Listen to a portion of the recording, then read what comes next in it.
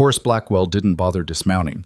He sat on his horse at the edge of Evelyn Ashcroft's fence line, looked down at the woman standing in her own yard, and said, "I'll give you until the first frost. After that I take what's mine, and you take what's left, which won't be much." Evelyn didn't flinch, but her hands, hidden in her apron, were shaking. She'd been shaking a lot lately. Alone out here, with winter coming, and the north pasture fence half collapsed, and the creditors sending letters she'd stopped opening. A woman alone on 40 acres was a problem waiting to be solved, and Horace Blackwell had appointed himself the solution. What he didn't know, what neither of them knew yet, was that 2 days later, a man with a 6-year-old girl and an empty stomach was going to knock on her door, and nothing after that would ever be the same. If it were you standing in that yard watching a powerful man threaten everything your husband died building, what would you do?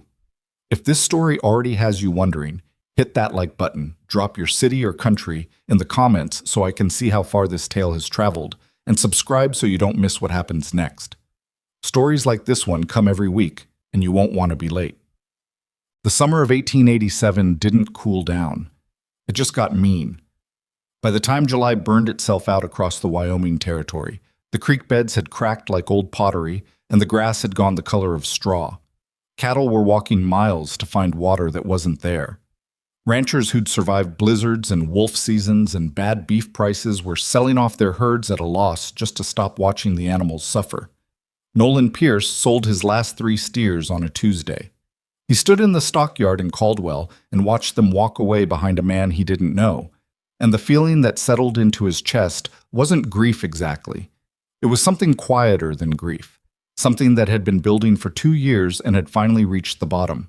He'd lost the land in April. The bank didn't make it personal, they never did. A man in a wool suit had handed him the paperwork with a practiced kind of sympathy that was worse than indifference, and that was that. The home he and Martha had built together, the pastures he'd worked since before Lily was born, the barn with the lopsided weather vane she'd picked out at a county fair? Gone. Martha had been gone longer, 2 winters now. Fever, fast and vicious, the kind that didn't negotiate. So when Nolan walked out of that stockyard with $11 in his coat pocket and his daughter asleep against his shoulder in the buckboard, he was a man with no particular destination, just a direction. He'd heard there might be work north, toward the Ashcroft land. Someone at the feed store had mentioned it. A widow running the place by herself, fences down, cattle scattered. The kind of situation a man with his skills might be able to help with. He didn't let himself think too hard about what would happen if she turned them away. Lily woke up somewhere around midday and asked if they were almost there. "Getting closer," Nolan said. "You always say that." "Because it's always true eventually." She looked at him with the serious brown eyes she'd inherited from her mother and said, "My stomach hurts." "I know, baby."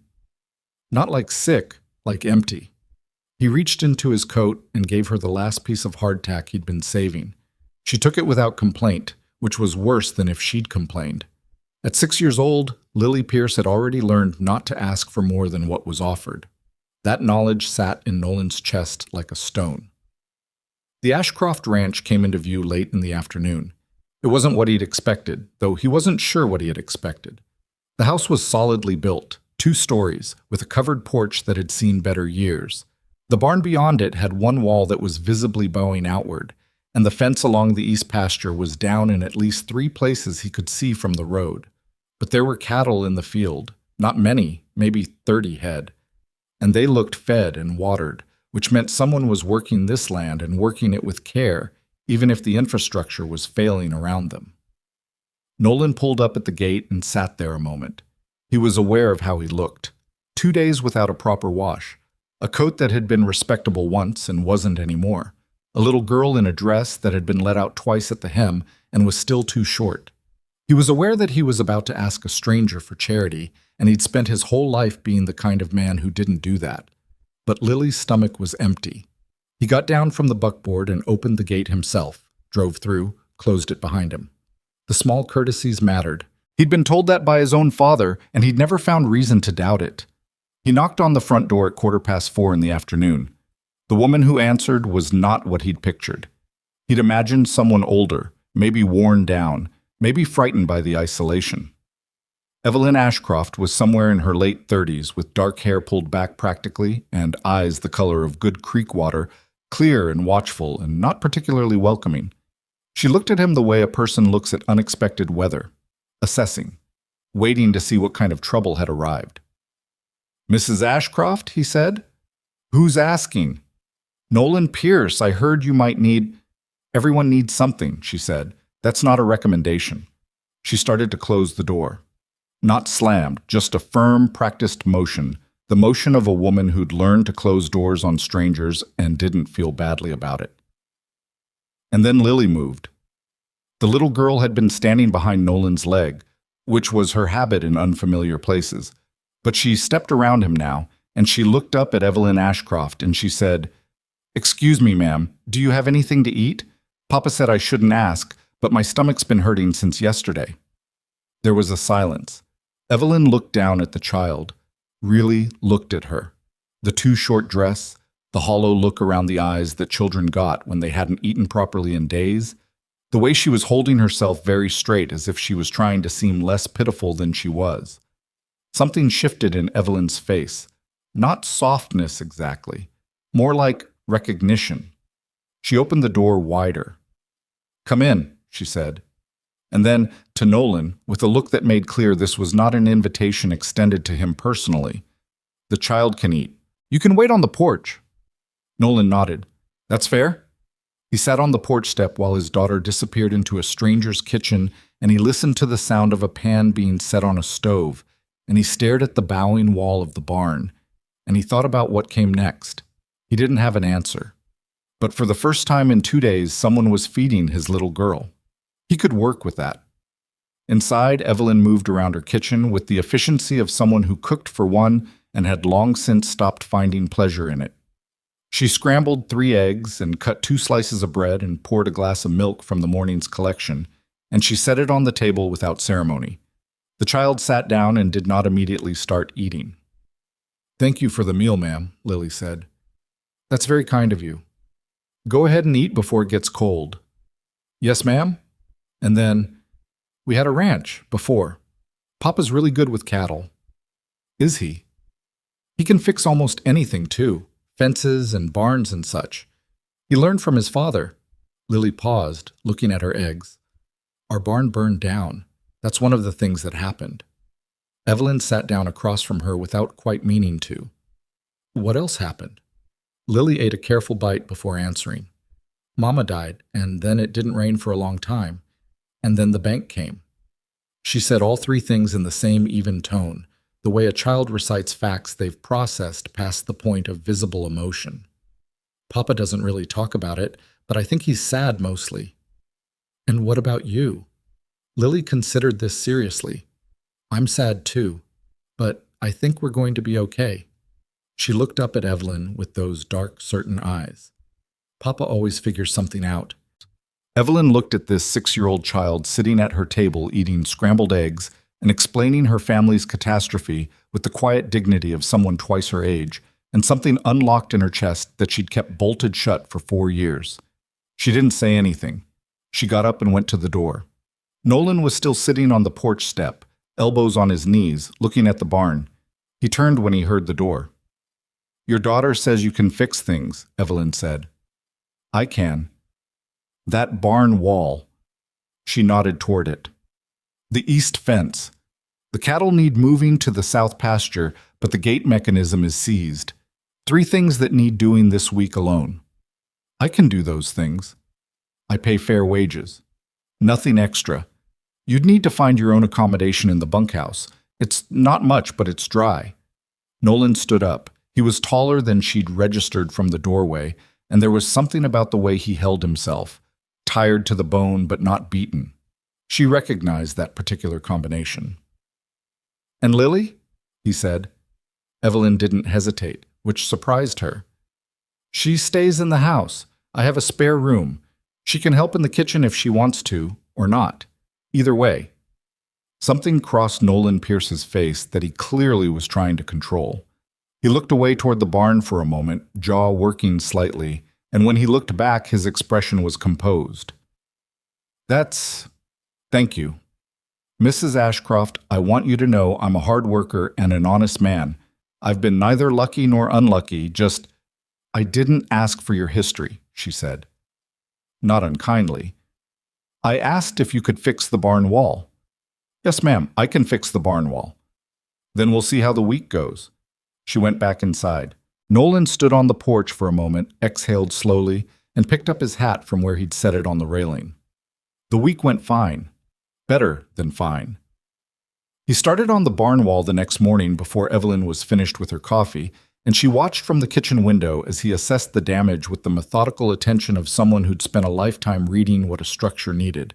He didn't just patch things, he diagnosed them. He pulled the failing boards, reinforced the frame underneath, replaced what couldn't be saved. By noon, the wall was straight. By late afternoon, he'd moved on to the east fence without being asked. Evelyn brought him water at midday and didn't make conversation about it. Lily, left to her own devices in the house, was a revelation. She didn't get in the way. She didn't demand entertainment. She found a worn copy of a McGuffey reader on the shelf in the parlor and sat with it for most of the morning, tracing the words with her finger, mouthing them quietly. When Evelyn came back inside, she found the child at the kitchen table with a cloth, carefully wiping down the surface. You don't have to do that, Evelyn said.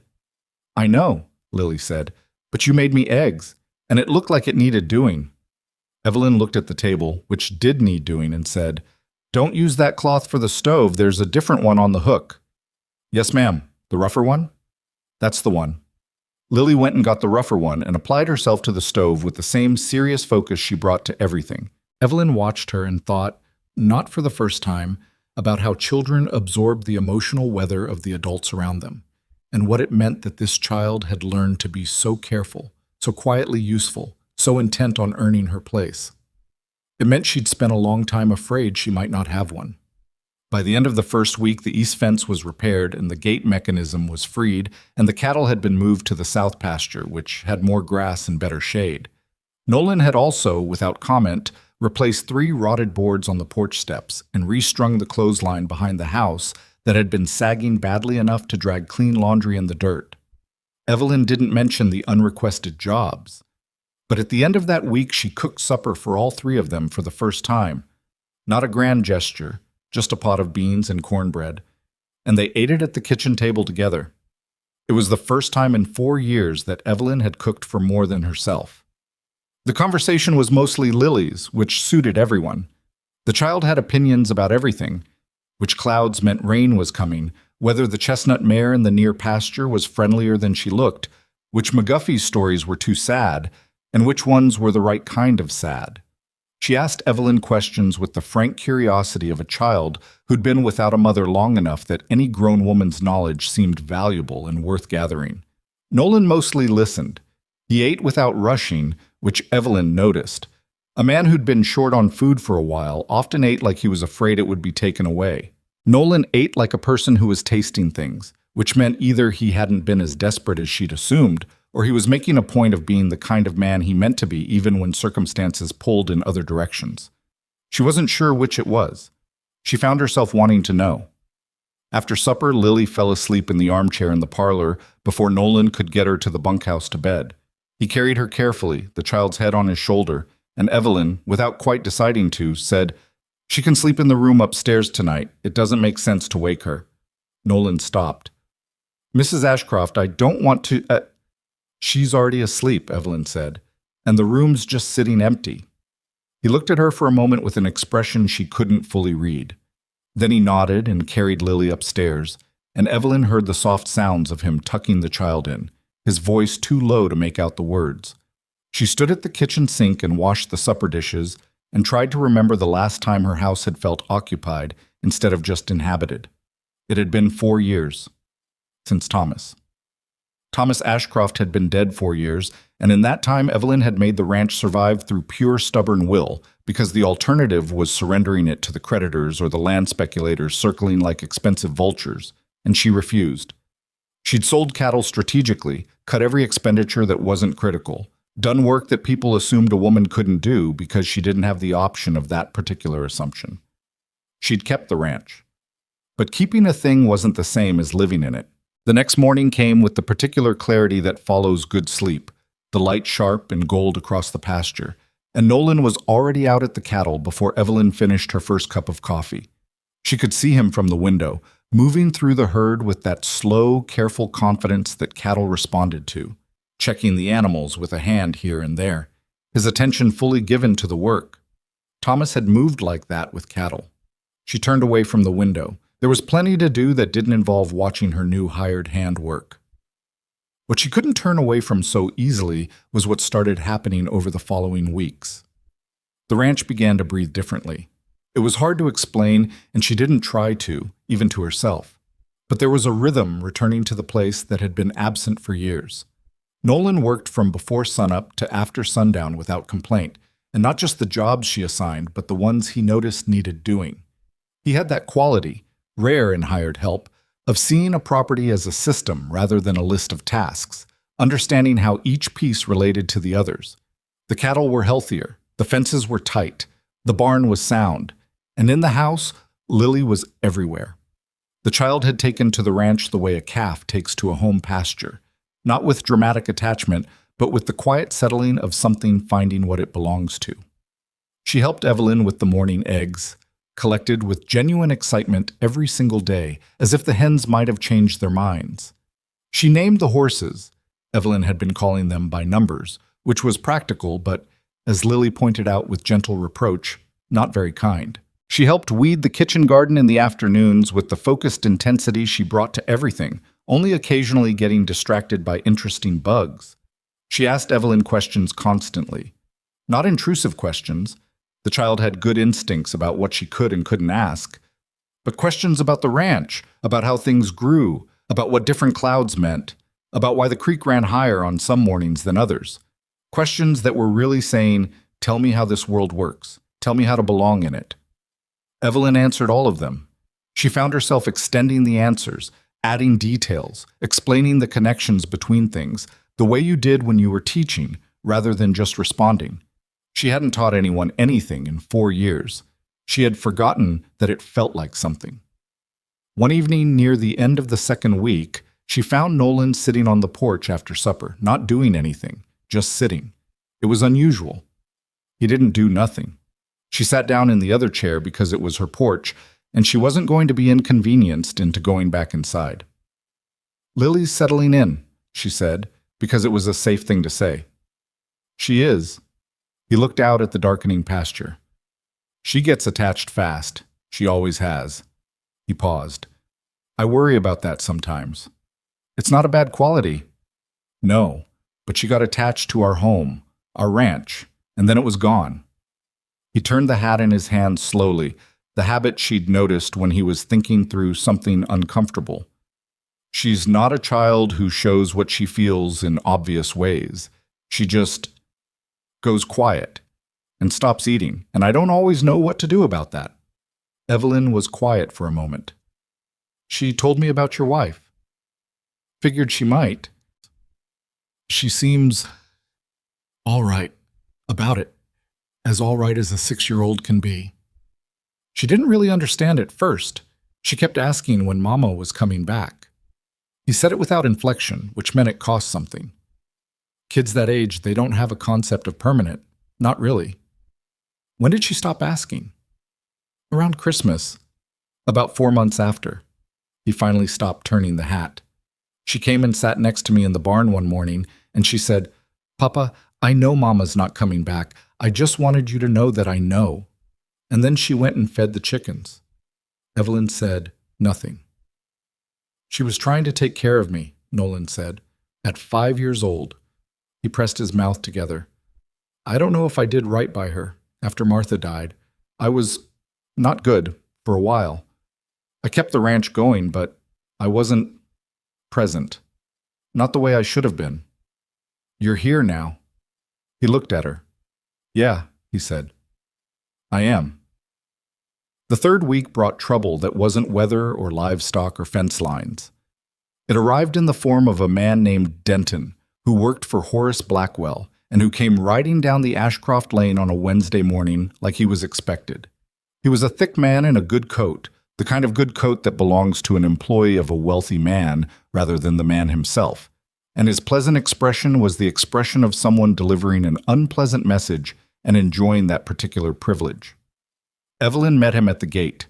Nolan, working on the far side of the barn, watched from a distance. He'd learned already that Evelyn Ashcroft didn't want help with things she could handle herself, and her posture told him she was handling this. But he watched anyway. "Mr. Blackwell wanted me to inquire," Denton said, his hat in his hand with elaborate courtesy, "about the matter of the south pasture boundary. He believes there may have been some encroachment." "Mr. Blackwell has believed a number of things about my land over the years," Evelyn said. "He's been wrong about all of them. He's had his surveyor take another look. His surveyor looks at whatever Mr. Blackwell pays him to look at." Her voice was even, not raised. Worse than raised. "Tell Mr. Blackwell the boundary is where it's been since my husband's father built this ranch. Tell him the records are in the county office and have been since 1861. Tell him the answer is no." Denton kept the pleasant expression. "He thought you might say something like that. He said to tell you that a widow operating a ranch this size alone, with debt obligations and the market the way it is—" "I'm not alone," Evelyn said. "I have a foreman and a hired hand who know this land as well as I do. Good day, Mr. Denton." She turned and walked back to the house. Nolan watched Denton ride away, slower than he'd arrived, and he understood suddenly that Evelyn's answer, "I have a foreman and a hired hand," had not been said to him or for him. It had been said to Denton, to Blackwell, by proxy. She'd used his presence as a tactical statement. He wasn't sure how he felt about that. And then he thought about it another moment and decided he felt fine about it, because if someone was threatening this ranch and this woman and this place where his daughter was, for the first time in 2 years, eating properly and sleeping well and naming horses, then being used as a tactical statement was the least he could offer. He went back to work on the barn. What Evelyn didn't tell him that evening, or the next day, was what Denton had said in the last moment before she turned away. She'd almost missed it. He'd said it quietly, almost as an afterthought. "He knows about your hired man's history, Mrs. Ashcroft.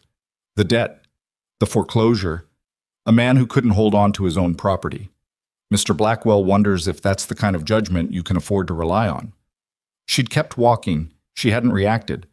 But that night, after Lily was asleep and the house was quiet, she sat at the kitchen table with the lamp burning and Thomas's ledgers open in front of her, going through the boundary documentation for the dozenth time in 4 years. And she thought about what Blackwell was doing. He was building something. The land inquiry. The comment about Nolan. The mention of debt obligations. Each piece alone was just a pressure, a thumb pressed against a bruise. But together they were the early work of a strategy, and Evelyn Ashcroft had been ranching long enough to know that strategies had endpoints. Whatever Blackwell was building toward, he intended to arrive there before she saw it coming. She closed the ledger. She sat with the lamp for a while in the quiet.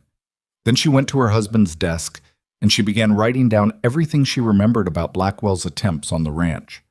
Not just the recent ones, but all of them, going back to the year before Thomas died.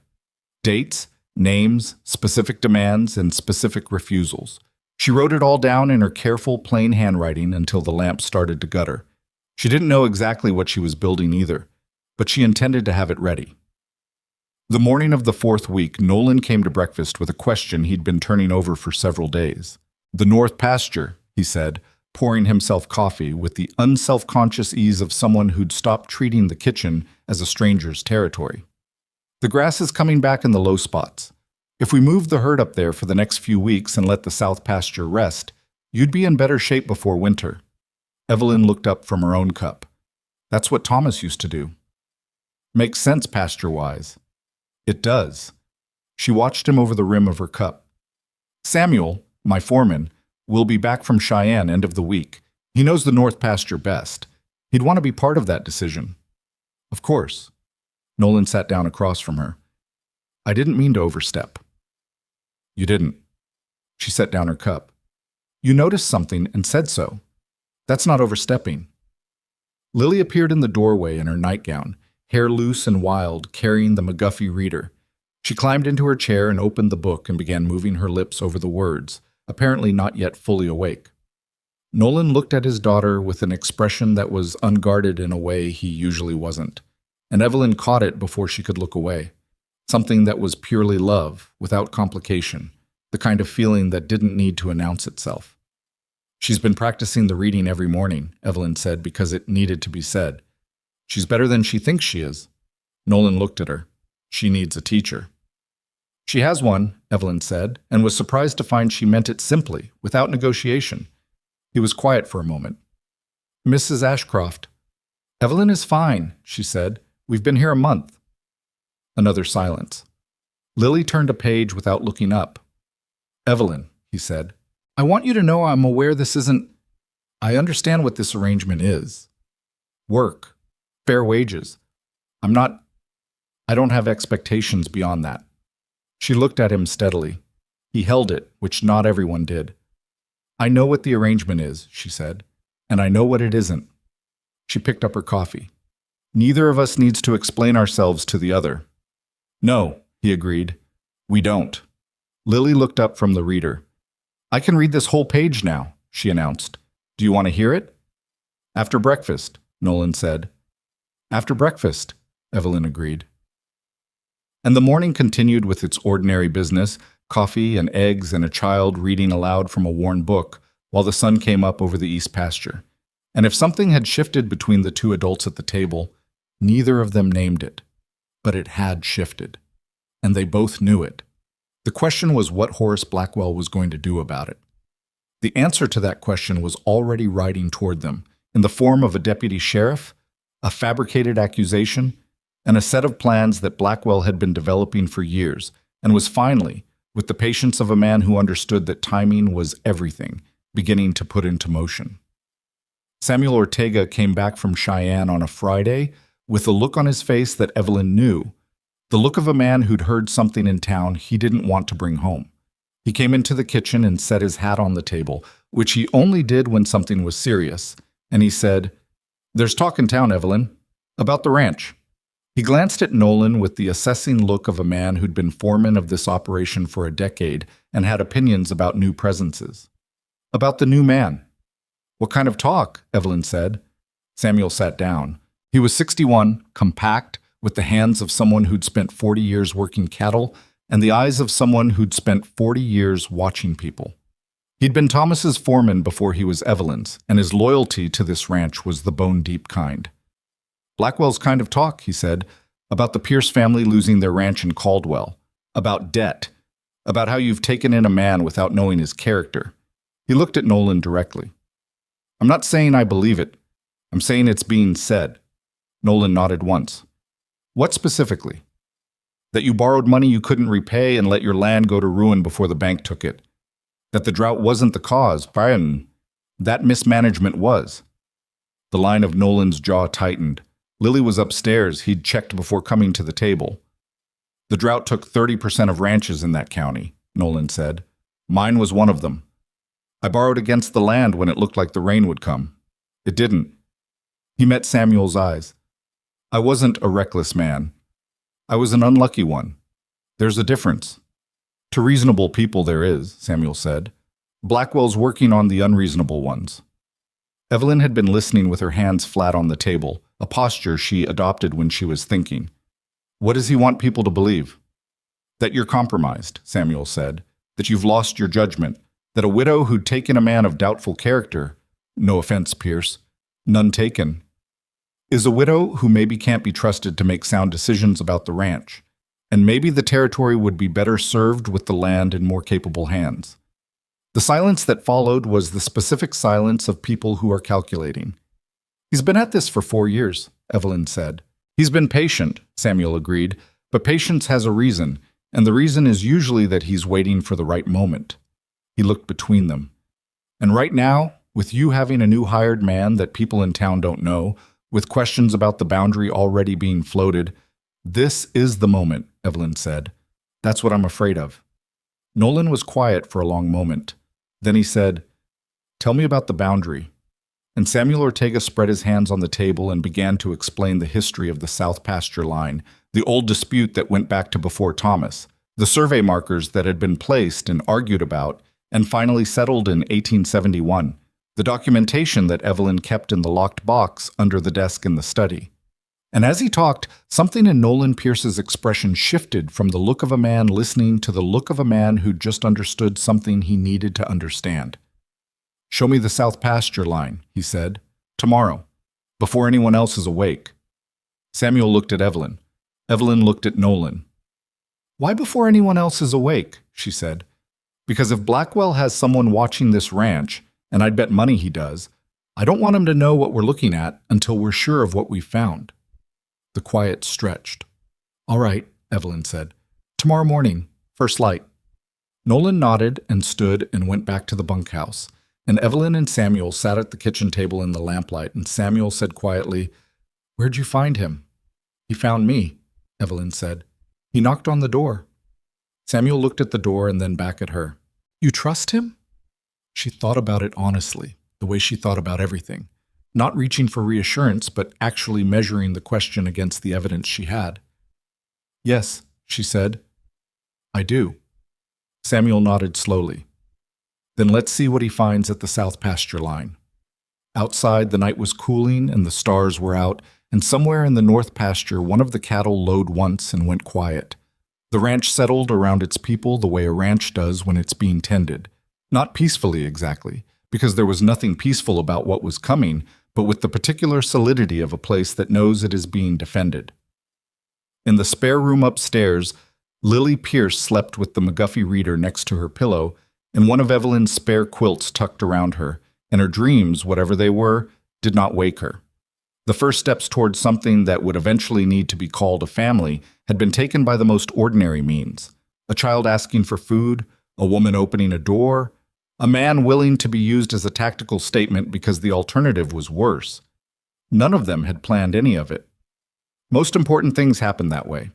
They went out before the sky was fully light, the three of them moving along the south pasture fence in the gray hour before sunrise when the world hadn't committed to the day yet. Samuel carried a lantern he didn't need to light. Nolan walked with his eyes on the ground more than the fence, which Evelyn noticed. She'd brought the survey copy from the locked box. The original was at the county office, but her copy had Thomas's handwriting in the margins, notes he'd made during the 1871 dispute, numbers and compass bearings she'd read so many times she could recite them. The dew was heavy, the grass soaked through their boots inside of 10 steps. "Here's where his man said the line should run," Samuel said, stopping at a section of fence that looked like any other section. 12 feet east of where we've always had it." 12 feet, Nolan said. "That's not a surveying error. That's a deliberate claim." "Blackwell doesn't make errors," Evelyn said. "He makes arguments." Nolan crouched down and started working his hands through the grass along the base of the fence post, and Evelyn watched him without knowing what he was looking for. He moved along the line slowly, methodically, the way he did everything. Not fast, not showy, just thorough. After about 30 yards, he stopped. "There's a post hole here," he said. "Old one. Filled in, but the ground's different, softer." Samuel brought the lantern down. In its yellow light, the slight depression in the earth was visible once you were looking for it. "Original post?" Evelyn said. "Could be." Nolan stood. "You'd need to dig to be sure. But if the original fence ran through here and Blackwell's arguing it ran 12 feet east, this is your evidence." Samuel looked at Evelyn. "Thomas mentioned something once, said his father put in the first fence in 1861 and had to redo a section after a flood. Might have records." "He kept everything," Evelyn said. "It'll be in the study somewhere." She didn't say the rest of what she was thinking, which was that the study was 3 boxes of Thomas's papers she hadn't been able to bring herself to go through since he died. She'd paid the taxes from memory and kept the ledgers current because the ranch needed her to, but those boxes had stayed closed. It looked like she was going to have to open them. They walked back to the house as the sun came up properly, long and low across the pasture, and Lily was already in the kitchen attempting to make coffee. She'd gotten water into the pot and grounds into the basket, but she'd put the grounds in first and then poured the water wrong, and the situation was not promising. "Good morning," she said with the confidence of someone who has not yet noticed the problem. "Morning, Bug," Nolan said. Evelyn looked at the coffee pot and said nothing. She gently moved Lily to one side and started over without making it a lesson, and Lily watched with the focused attention of someone who intended to succeed next time. Samuel sat down heavily at the table, 70 miles of yesterday's riding still in his joints. "What were you looking for out there?" Lily asked her father. "Old fence posts. Did you find them?" "Maybe." Lily accepted this with a nod and climbed into her chair. She'd developed a habit of bringing the McGuffey reader to breakfast, even when she wasn't going to open it. The way some people carry a familiar object, not because they need it, but because they need to know it's there. Evelyn had noticed this about her. She'd noticed a lot of things about Lily Pierce in 4 weeks that she hadn't let herself name. The coffee came out right and they drank it, and didn't talk about Blackwell in front of the child. There'd be time for that later. After breakfast, Nolan took Lily out to check on the chestnut mare she'd named Copper because of the color, and Evelyn went into the study and stood in front of Thomas's boxes. They were just cardboard, reinforced with twine, stacked in the corner behind his desk, where she'd put them the week after the funeral, because she couldn't decide what to do with them, and she needed them out of her sight. 4 years later, they were still there. She pulled the first one down and opened it. Thomas's handwriting was everywhere. He'd written in that cramped, precise way of men who'd learned to make their letters small because paper was expensive, and the sight of it hit her the way it always did. Not like grief exactly, not anymore. More like the feeling of a bruise that's almost healed pressing against something hard. She breathed through it and started reading. She found what she needed in the second box, behind a folded survey document from 1863. A letter from Thomas's father to the county surveyor, dated August 1861, describing the placement of the original fence posts along the south pasture line. Specific measurements, compass bearings, references to a survey stone he'd set at the southeast corner. A stone.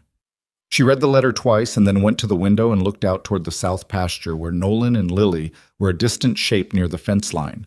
Lily sitting on top of a fence post while Nolan talked to the mare. A survey stone at the southeast corner.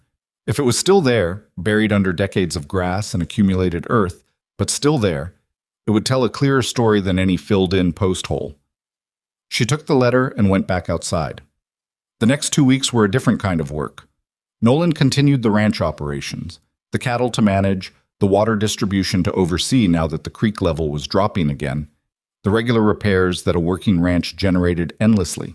But in the evenings, after Lily was in bed, the 3 adults sat at the kitchen table with Thomas's papers and Evelyn's records and Samuel's 40 years of memory about this land, and they built something that was part map and part legal argument and part sheer accumulated evidence. They found the survey stone. It took 2 days of careful searching along the southeast corner, probing the ground with an iron rod Samuel had used for decades to locate buried fence posts. The stone was 18 inches down, covered by decades of soil and grass roots. A rough granite marker with 2 chiseled marks on its face that corresponded exactly to the measurements in Thomas's father's letter. Nolan and Samuel dug it out while Evelyn stood above them with the letter and read the measurements aloud. And when the stone was fully exposed and the numbers matched, Samuel sat back on his heels in the dirt and said something in Spanish that Evelyn didn't need translated. "It's where it's always been," Nolan said. "It's where it's always been," Evelyn agreed.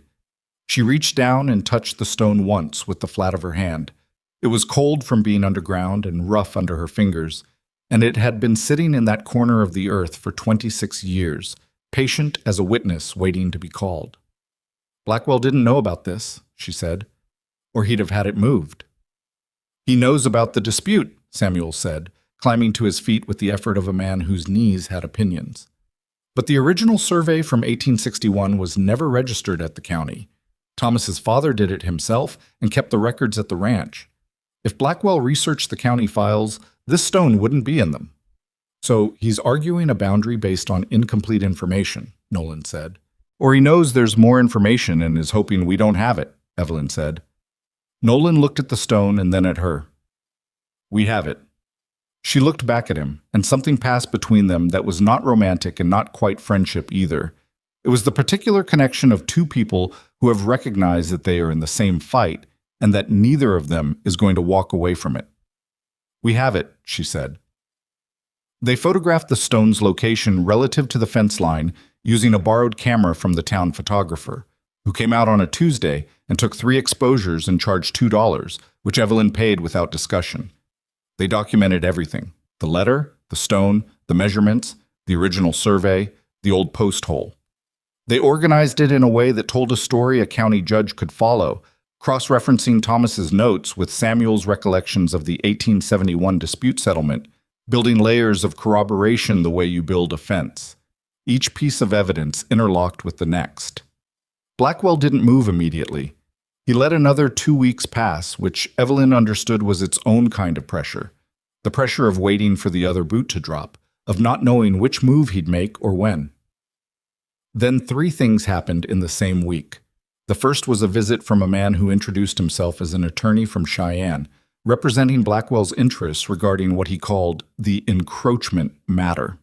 He came on a Monday with a document full of legal language and left it with Evelyn without much discussion, because Evelyn wasn't a person who discussed things with Blackwell's representatives, and the attorney had dealt with enough difficult women to know when a meeting was over. The second was that 2 of the town merchants who'd been extending Evelyn credit for supplies quietly let it be known that they'd been advised by certain parties that the Ashcroft Ranch's creditworthiness was in question. Neither of them cut her off directly. They were decent men, and they knew Evelyn, and they weren't going to do Blackwell's work for him without more persuasion than he'd provided so far. But the message was clear. Pressure was being applied. The third thing was what happened on a Wednesday evening when Nolan went into Ridgeline for supplies. He came back an hour later than expected, and he came in through the back door rather than the front, and he set the supplies on the kitchen counter without saying anything, and Evelyn looked at the set of his shoulders and said, "What happened?" "Got a drink at the saloon while I was waiting for the feed order." "And?" He turned around. There was a cut on his cheekbone, not deep but visible. He'd made some attempt to clean it up, but not much. "2 men I don't know had opinions about my history," he said. The conversation got direct. "Your history. The ranch in Caldwell. The debt. Whether a man who couldn't hold on to his own land had any business working somebody else's." He said it flat and factual, without the heat of someone who's still angry. The heat had passed, and what was left was something colder and more deliberate. "I didn't start it. I didn't finish it either, if we're being precise, because there were 2 of them, and the bartender came over the counter." Evelyn got a cloth and wet it at the sink and handed it to him. He pressed it to his cheek without thanks, which was fine. She hadn't offered it, expecting thanks. "Did anyone know who they were?" she said. "Bartender said he'd seen them before. Not regular. They ride in from the Blackwell place sometimes." She sat down. He sat across from her. The kitchen was quiet. Lily was asleep. Samuel was in his cabin behind the barn. "He's escalating," she said. "Yes." "He's trying to see how much pressure it takes." "Yes." Nolan set the cloth down. The cut had stopped bleeding. "Evelyn, I need to tell you something, and I need you to hear it as information, not an apology." She looked at him. "What he's saying about the Caldwell Ranch, there's truth in it, of a kind. I did borrow against the land. The drought was the reason we lost it, but the debt was the mechanism. And I knew when I borrowed that the risk was real, and I chose to take the risk because I thought the rain would come. It didn't." He held her gaze. "I'm not a man who made reckless choices. I'm a man who made the best choice available, and it turned out to be the wrong one. But I won't pretend the debt wasn't real or that I wasn't the one who signed the papers." "I know," she said. "You know." "Samuel told me the same thing you just told me 3 weeks ago, and I looked at your work and drew my own conclusion." She kept her voice even. "Blackwell can say what he wants about your history. What I've seen is what you do when there's no one watching. That's what I judge by." He was quiet for a moment. "Not everyone would." "No," she agreed. "Not everyone would." The silence held a little longer than it needed to, and then Evelyn said, "We need to talk to the county attorney before Blackwell does. Take what we found and put it in front of someone official before he gets there first and frames the story." "Samuel knows the county attorney."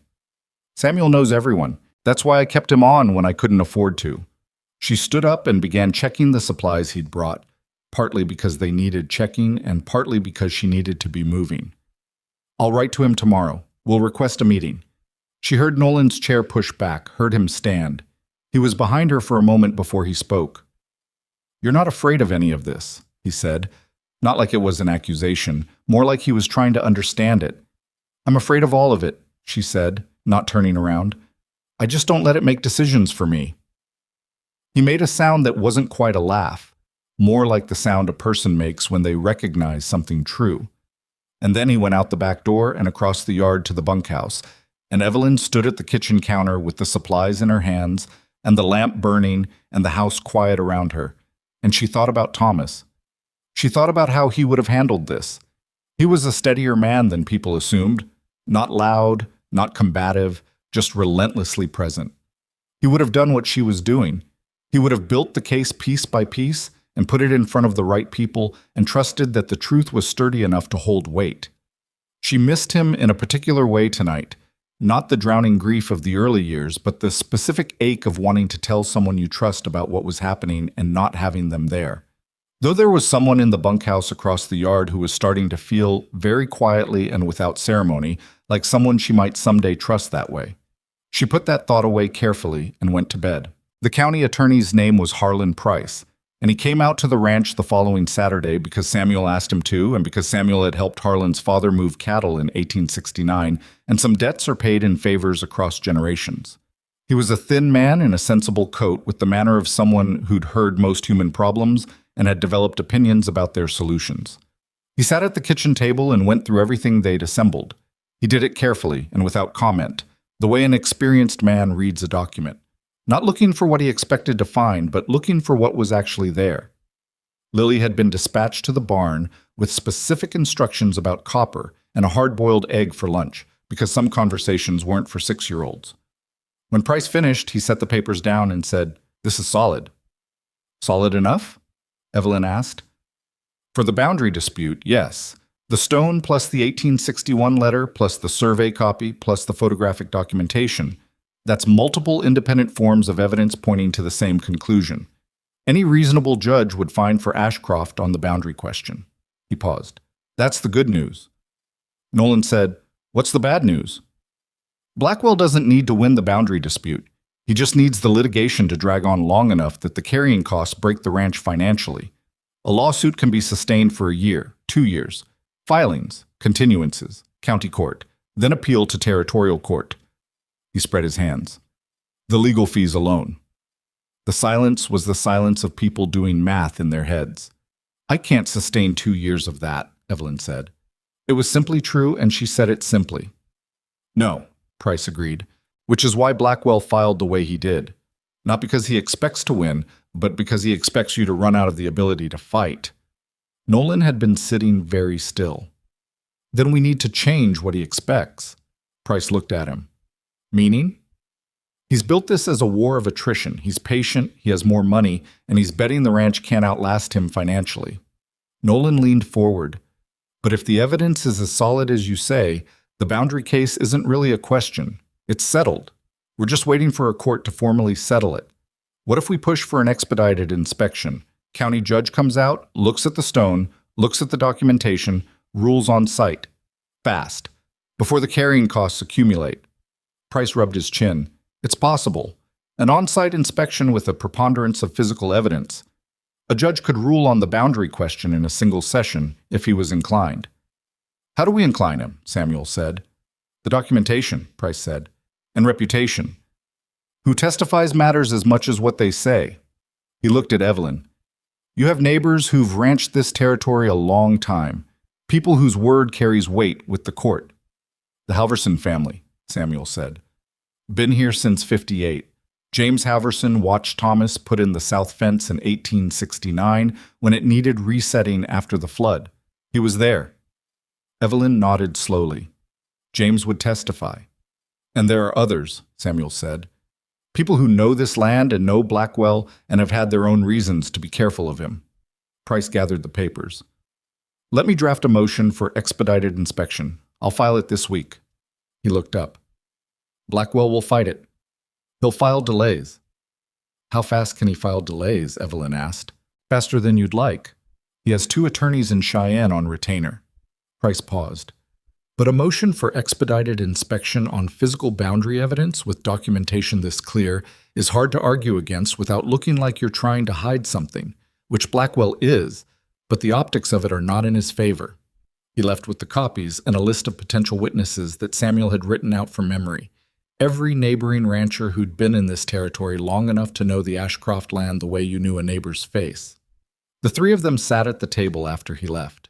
Lily came in from the barn with straw in her hair and a report about Copper's mood, which was excellent, and then went to find her McGuffey reader, and the adults looked at each other across the table. "We're doing the right thing," Nolan said. He wasn't asking.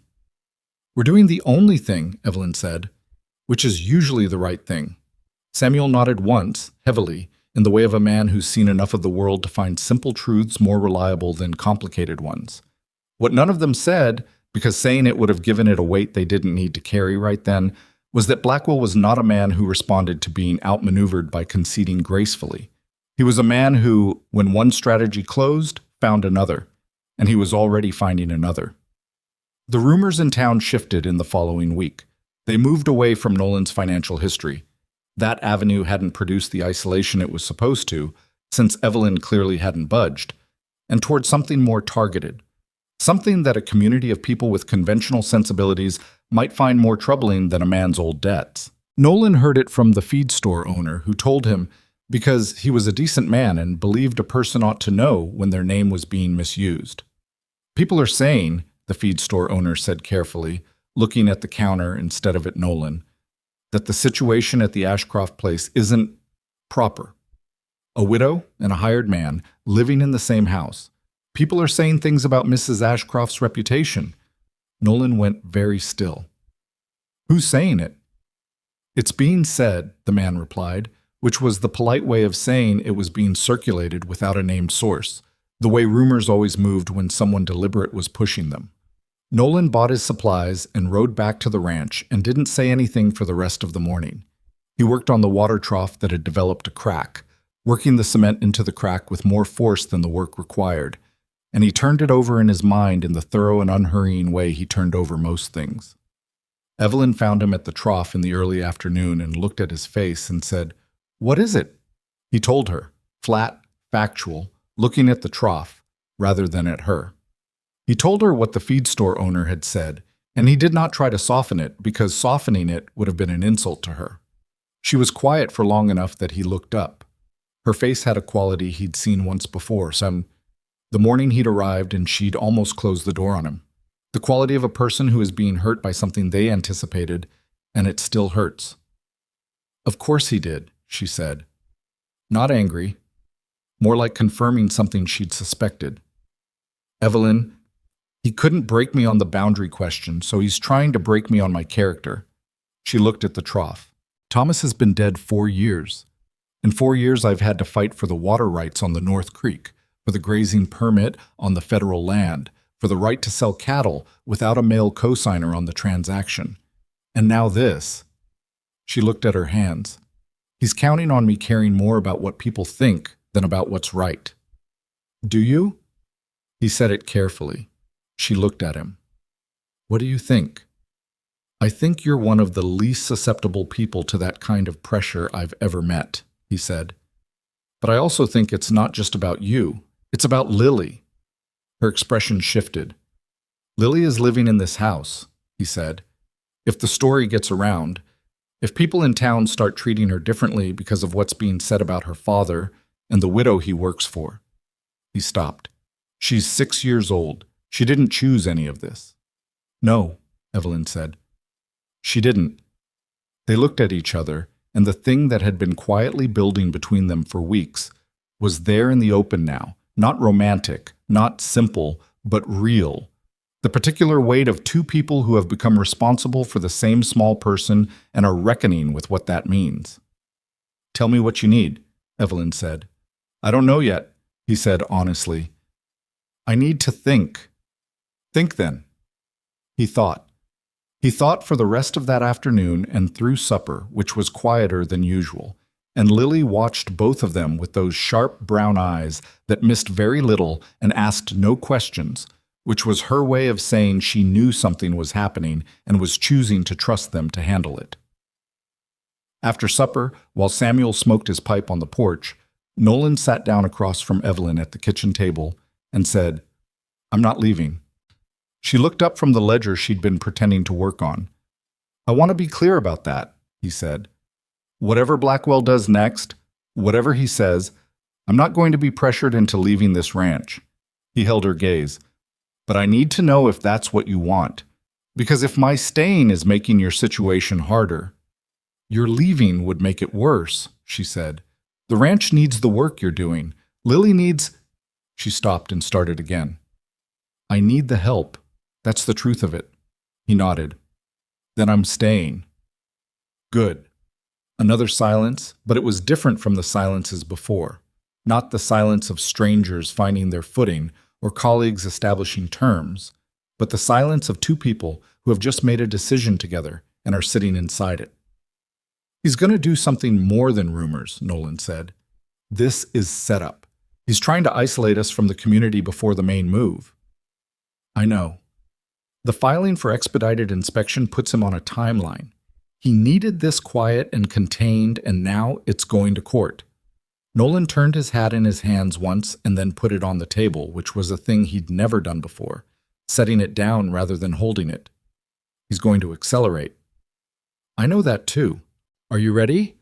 Evelyn Ashcroft looked at the table and then at the lamp burning between them, and she thought about the survey stone in the earth and Thomas's father's letter and the careful record she'd been building for 4 years of every threatening word and false move Blackwell had made. And she thought about Samuel and the neighbors who'd testify, and Harlan Price filing motions in Cheyenne, and she thought about the small person upstairs who slept with a school book by her pillow and had named the horses and was learning to read. Yes, she said. I'm ready. Nolan looked at her for a moment. That steady, assessing look he had, the one that didn't flatter and didn't diminish, just saw. And then he picked up his hat from the table and said, Then whatever's coming, it's coming at all three of us. He went to the bunkhouse. Evelyn sat with the lamp a little longer and then went upstairs to look in on Lily, which she'd started doing every night without quite deciding to. The child was asleep on her back with the quilt pulled up to her chin and the McGuffey reader on the nightstand, and the room was quiet and smelled faintly of the lavender Evelyn kept in the linen, and the sight of her there was so ordinary and so devastating that Evelyn stood in the doorway for a moment longer than she'd intended before she pulled the door almost closed and went to bed herself. 3 days later, Nolan was arrested. It happened fast. 2 deputies, a written accusation, a warrant signed by a judge in Ridgeline whose relationship with Blackwell's money was a subject of ongoing community conversation, but not enough community action. The charge was cattle theft. 3 steers allegedly taken from the Blackwell herd 6 weeks ago, before Nolan had even been at the Ashcroft Ranch long enough to know where Blackwell's land started. He didn't resist. He'd known something was coming, and he'd told himself he'd stay controlled when it did. He looked at the deputies, not Blackwell's men, just county men doing a job they'd been handed. And he said, I'll need to speak to Mrs. Ashcroft. You'll need to come with us, the lead deputy said. Evelyn was on the porch when it happened, and she came down the steps with a look on her face that the deputy would later describe to his wife as the look of a woman who had been waiting for this moment and had a plan for it. She asked for 5 minutes, and she got 3. And in those 3 minutes, standing in the yard while the deputies waited at the gate, she looked at Nolan and said, I know you didn't do this. I know you know. I'll have you out by tomorrow. She said it like a fact. I need you to be calm and careful and not give them anything to add to the charge. I know how to be arrested, he said, which was a thing that might have been alarming coming from some men and wasn't from this one. Samuel's going with you as witness. I'll follow with documentation. Evelyn. He said her name and stopped. What? He looked at her for a moment. Just looked in that way he had. Don't let Lily think I'm gone for good. Evelyn's throat tightened. She won't think that. Make sure she knows. She'll know, Evelyn said. I'll tell her myself. Go. He went with the deputies, and Evelyn stood in the yard and watched until the road bend, took them out of sight, and then she went inside to find Lily standing at the kitchen window with the McGuffey reader held against her chest like a shield. Papa got arrested, Lily said. Yes. Why? Someone said something untrue about him. Evelyn came and sat down at the table. But it isn't true, and we're going to prove it isn't true. and he'll be home tomorrow. Lily looked at her with the dark, serious eyes. How do you know you can? Because I've been keeping records of everything that happens on this ranch for 4 years, Evelyn said, and because Samuel is with him, and because the truth is actually on our side, which isn't always the case, but is tonight. What do you need to do? I need to go through papers tonight. Will you help me sort? The child set the McGuffey reader on the table and said, Tell me what I'm looking for. And so they sat together, the woman and the 6-year-old, at the kitchen table by lamplight, sorting through the documentation that Evelyn had been building since the first time Blackwell had sent his man to her fence line. And the night moved around them, and outside the ranch settled and breathed. And somewhere down the road toward Ridgeline, a man sat in a jail cell being calm and careful and waiting for the woman who had said she'd have him out by tomorrow. She intended to make that true. She was at the jail by 7 in the morning. She'd been up most of the night with the papers, and it showed. There were shadows under her eyes, and her hair was done quickly rather than carefully, and she'd drunk 3 cups of coffee before the sun was fully up. But she had what she needed in the leather document case Thomas had used for cattle transactions. And she had Samuel beside her, and she had the particular quality of focus that comes to a person when they have burned through fear, and what's left is just the work. The Ridgeline jail was 2 rooms behind the sheriff's office, a squat building with a tin roof that magnified the morning heat. Sheriff Dale Connors was a man Evelyn had a complicated relationship with. He wasn't in Blackwell's pocket exactly, but he was the kind of man who found it easier to go along with powerful people than to oppose them, and that particular weakness had a price that other people paid. He looked up when she came in and had the decency to appear mildly uncomfortable. Mrs. Ashcroft, he said. Sheriff? She set the document case on his desk without asking permission. I'd like you to look at something before this goes any further. The warrant was properly issued. I'm not disputing the warrant. I'm disputing the accusation it was based on. She opened the case. Nolan Pierce has been employed at my ranch for 5 weeks. In that time, I have documented his work hours, his location each day, and the condition of my own cattle and property. I keep meticulous records, Sheriff. Thomas taught me that, and I've never stopped. She laid the first document on his desk. He looked at it without picking it up. The date of the alleged theft was 6 weeks ago, she continued. Nolan Pierce arrived at Ashcroft Ranch 5 weeks and 2 days ago. On the date in question, he was in Caldwell, 130 miles south, selling his last 3 steers at the county stockyard. She put the second document on top of the first, the stockyard receipt she'd found in Nolan's coat when he'd asked her to get it during those 3 minutes in the yard. That receipt is dated and signed by the stockyard manager. Nolan Pierce was not in this county when those steers allegedly went missing. Connors picked up the receipt this time. He read it slowly. The accusation came from one of Blackwell's ranch hands, Samuel said from behind her. His voice was even, the voice of a man with 40 years of patience behind it. A man named Colton. You might want to consider what Colton's reasons were for making it. I can't speak to motives, Connors said. You can speak to evidence, Evelyn said. A receipt placing the accused 130 miles from the scene of the crime, on the exact date of the crime, is evidence. It's also the kind of evidence that makes a false accusation look like what it is. Connors set the receipt down. He looked at his desk for a moment, and Evelyn could see him working through it, not the evidence itself, which was clear enough, but the social arithmetic of what came next. Releasing Pierce meant implicitly acknowledging that the accusation was false, which meant implicitly naming who had made it false and why. I'll need to verify the receipt with the stockyard, he said. Of course, send a wire. I'll wait. She pulled the chair across from his desk and sat down. I'll wait as long as it takes. He looked at her and she looked back at him, and he looked away first. The wire took 2 hours. The stockyard manager's response came back within the hour after that. Clear, unambiguous, the name Nolan Pierce appearing in their records on the date in question for a cash sale of 3 steers. The manager even noted the approximate time, because the sale had been late in the afternoon, and he'd had to stay past his usual closing. Nolan walked out of the jail cell at 11:30.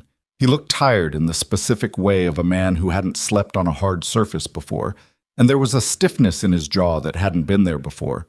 And when he came through the door and saw Evelyn standing in the sheriff's outer office, he stopped for just a moment, one breath's worth of stopping, before his face settled back into its usual composure. "You said by tomorrow," he said. "I was optimistic," she said. "It's the same day." He almost smiled. It wasn't quite a smile, but it was in the same family. Then he looked at Connors and said, "I don't hold this against you personally, Sheriff, but I'd like the charge formally dropped and a written record made of the reason." Connors, to his credit, did it. He wrote it out himself. Accusation withdrawn for lack of evidentiary basis, stockyard records confirming alibi. And he signed it, and he gave Nolan the copy. Nolan folded it and put it in his coat. They rode back to the ranch in the wagon, Samuel driving, Evelyn beside him, Nolan in the back with the document case. Nobody said much for the first mile, which was fine. Some situations didn't need commentary. After a while, Nolan said, "How's Lily?" "She sat up with me half the night sorting papers," Evelyn said. "She's better at organizing things than most adults I know." "She gets that from her mother." A pause. "I should have known she'd be fine. She's tougher than she looks. Most people worth knowing are." He was quiet again. Then, "He's going to know it didn't work." "He already knows," Evelyn said. His man Colton's alibi wouldn't survive much scrutiny either, which means Blackwell chose a weapon that was never going to hold. He chose it knowing it would fail. "Then why?" "To see how we'd respond," Samuel said from the driver's seat. "Whether you'd run, whether Evelyn would cut you loose to protect herself, whether the threat alone was enough to change the shape of things." He clicked his tongue at the horses. It was a test, not a killing blow. Nolan let this settle. And now he knows the test failed. "Now he knows," Evelyn agreed. "So the next thing will be different." She was right about that. She was right in a way that she would wish, in the weeks that followed, she hadn't been quite so accurate about. They pulled into the ranch yard to find Lily sitting on the porch steps with the McGuffey reader open on her lap, but she wasn't reading it. She was watching the road. When the wagon came around the bend, she stood up and she didn't run. She wasn't a child who ran toward things, which said everything about what her life had trained her for. But she came down the steps quickly and stopped at the edge of the yard. Nolan got down from the wagon before it had fully stopped. He crossed the yard and crouched down in front of his daughter, and she looked at his face carefully, the way she looked at things she was assessing. "You're okay," she said. "I'm okay. I knew Evelyn would get you out." "Did you?" She said she would. Lily looked at him with the absolute certainty of a child who has recently upgraded her trust in a particular adult. She doesn't say things she doesn't mean. Nolan glanced up at Evelyn, who was pretending to be occupied with the document case. He looked back at his daughter. "No," he said. "She doesn't." Lily hugged him then, quickly and practically. The hug of someone checking that a person is solid rather than performing affection, and then she pulled back and said, "I organized all the papers by date. There's a stack on the kitchen table. Evelyn said that was the right order." "That was definitely the right order," Nolan said. Inside, the kitchen table did indeed have a careful arrangement of documents organized by date, with a child's handwriting on small slips of paper marking each section. The months spelled carefully, some of the numbers written twice where Lily hadn't been satisfied with the first attempt. Evelyn looked at it and felt something twist pleasantly in her chest that she wasn't going to examine too closely. They ate lunch together, and the conversation stayed practical. What needed doing on the ranch that afternoon, whether the north pasture gate needed the hinge replaced, whether the letter to Harlan Price needed updating given the morning's events. Lily contributed opinions about the gate hinge with more authority than her 6 years warranted, having apparently spent the morning while Evelyn was at the jail conducting her own assessment of ranch infrastructure. It was almost ordinary. The particular ordinary of people who have been through something frightening and come out the other side and are testing whether normal is still available to them. It was available. For about 4 more days. The new document arrived on a Thursday by county courier, a formal envelope with Blackwell's attorney's seal, and when Evelyn opened it, she read it twice standing at the kitchen counter before she set it down. "What is it?" Nolan said. He'd come in for water and could read her face by now. "He's filing a civil suit." She turned the papers so he could see. He claims that the original Ashcroft land grant in 1859 was improperly issued, that the northeast quarter section, 30 acres, was already registered under a prior claim that was never properly canceled, and that claim passed to him through a land purchase in 1878. She pointed to a section of the document. He's also claiming that the taxes on that quarter section have been unpaid since 1872 because the Ashcroft family was never the rightful owner, and therefore the Territorial Tax Authority has a lien on the property. Nolan read it. His face went through several things. The taxes alone, he said. 15 years of back taxes on 30 acres at assessed territorial rates. She'd already done the math in her head on the second reading. It would bankrupt the ranch. Even if we won the underlying suit eventually, the tax lien could allow them to seize property in the interim to satisfy the debt. Samuel came in from outside, read the room, and held out his hand for the papers without asking. He read slowly.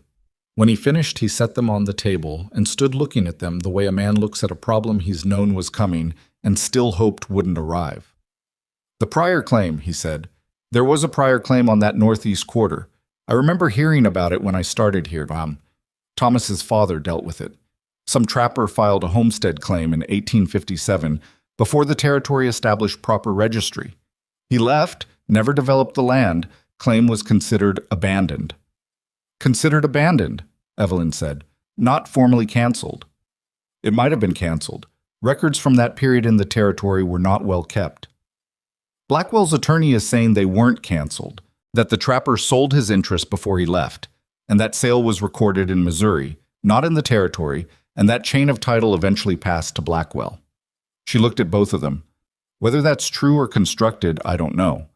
What I know is that we need to find the original 1859 land grant documentation and anything related to that prior claim, and we need to find it fast. Where would it be? Nolan asked. If Thomas's father was thorough, it's in those boxes.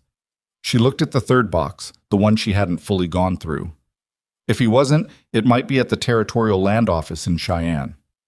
Or both, Samuel said. Or both, she agreed. That evening, Evelyn went through the third box. She did it alone, after Lily was asleep, and Nolan and Samuel were at the table with the territory map and the boundary documentation, cross-referencing the land descriptions in Blackwell's lawsuit against the survey records. It was painstaking work and quiet work, and she let them do it while she sat on the floor of the study with the box and went through Thomas's father's papers one by one. Robert Ashcroft had been a meticulous man, more meticulous than his son, actually. Thomas had been thorough, but Robert had been fastidious, the kind of man who kept receipts for everything on the theory that a piece of paper was weighed against a future argument. His papers were organized in a way that had initially seemed idiosyncratic and revealed itself, as Evelyn worked through them, to be a careful system based on his own logic. She found the 1859 land grant at 11 o'clock at night, and behind it, tucked into the same folded envelope, she found a correspondence from 1860 between Robert Ashcroft and the Territorial Land Registry Office regarding the prior trapper's claim. She read it slowly, careful not to let her hope outrun the words. The trapper's name was Elias Holt. He'd filed his homestead claim in 1857, left the territory in 1858 without developing the land, and according to Robert's letter to the registry had signed a quitclaim deed in 1859 before leaving permanently. The quitclaim deed was referenced in the letter but not attached. She went back through the envelope twice. The deed wasn't there, but the letter referencing it was.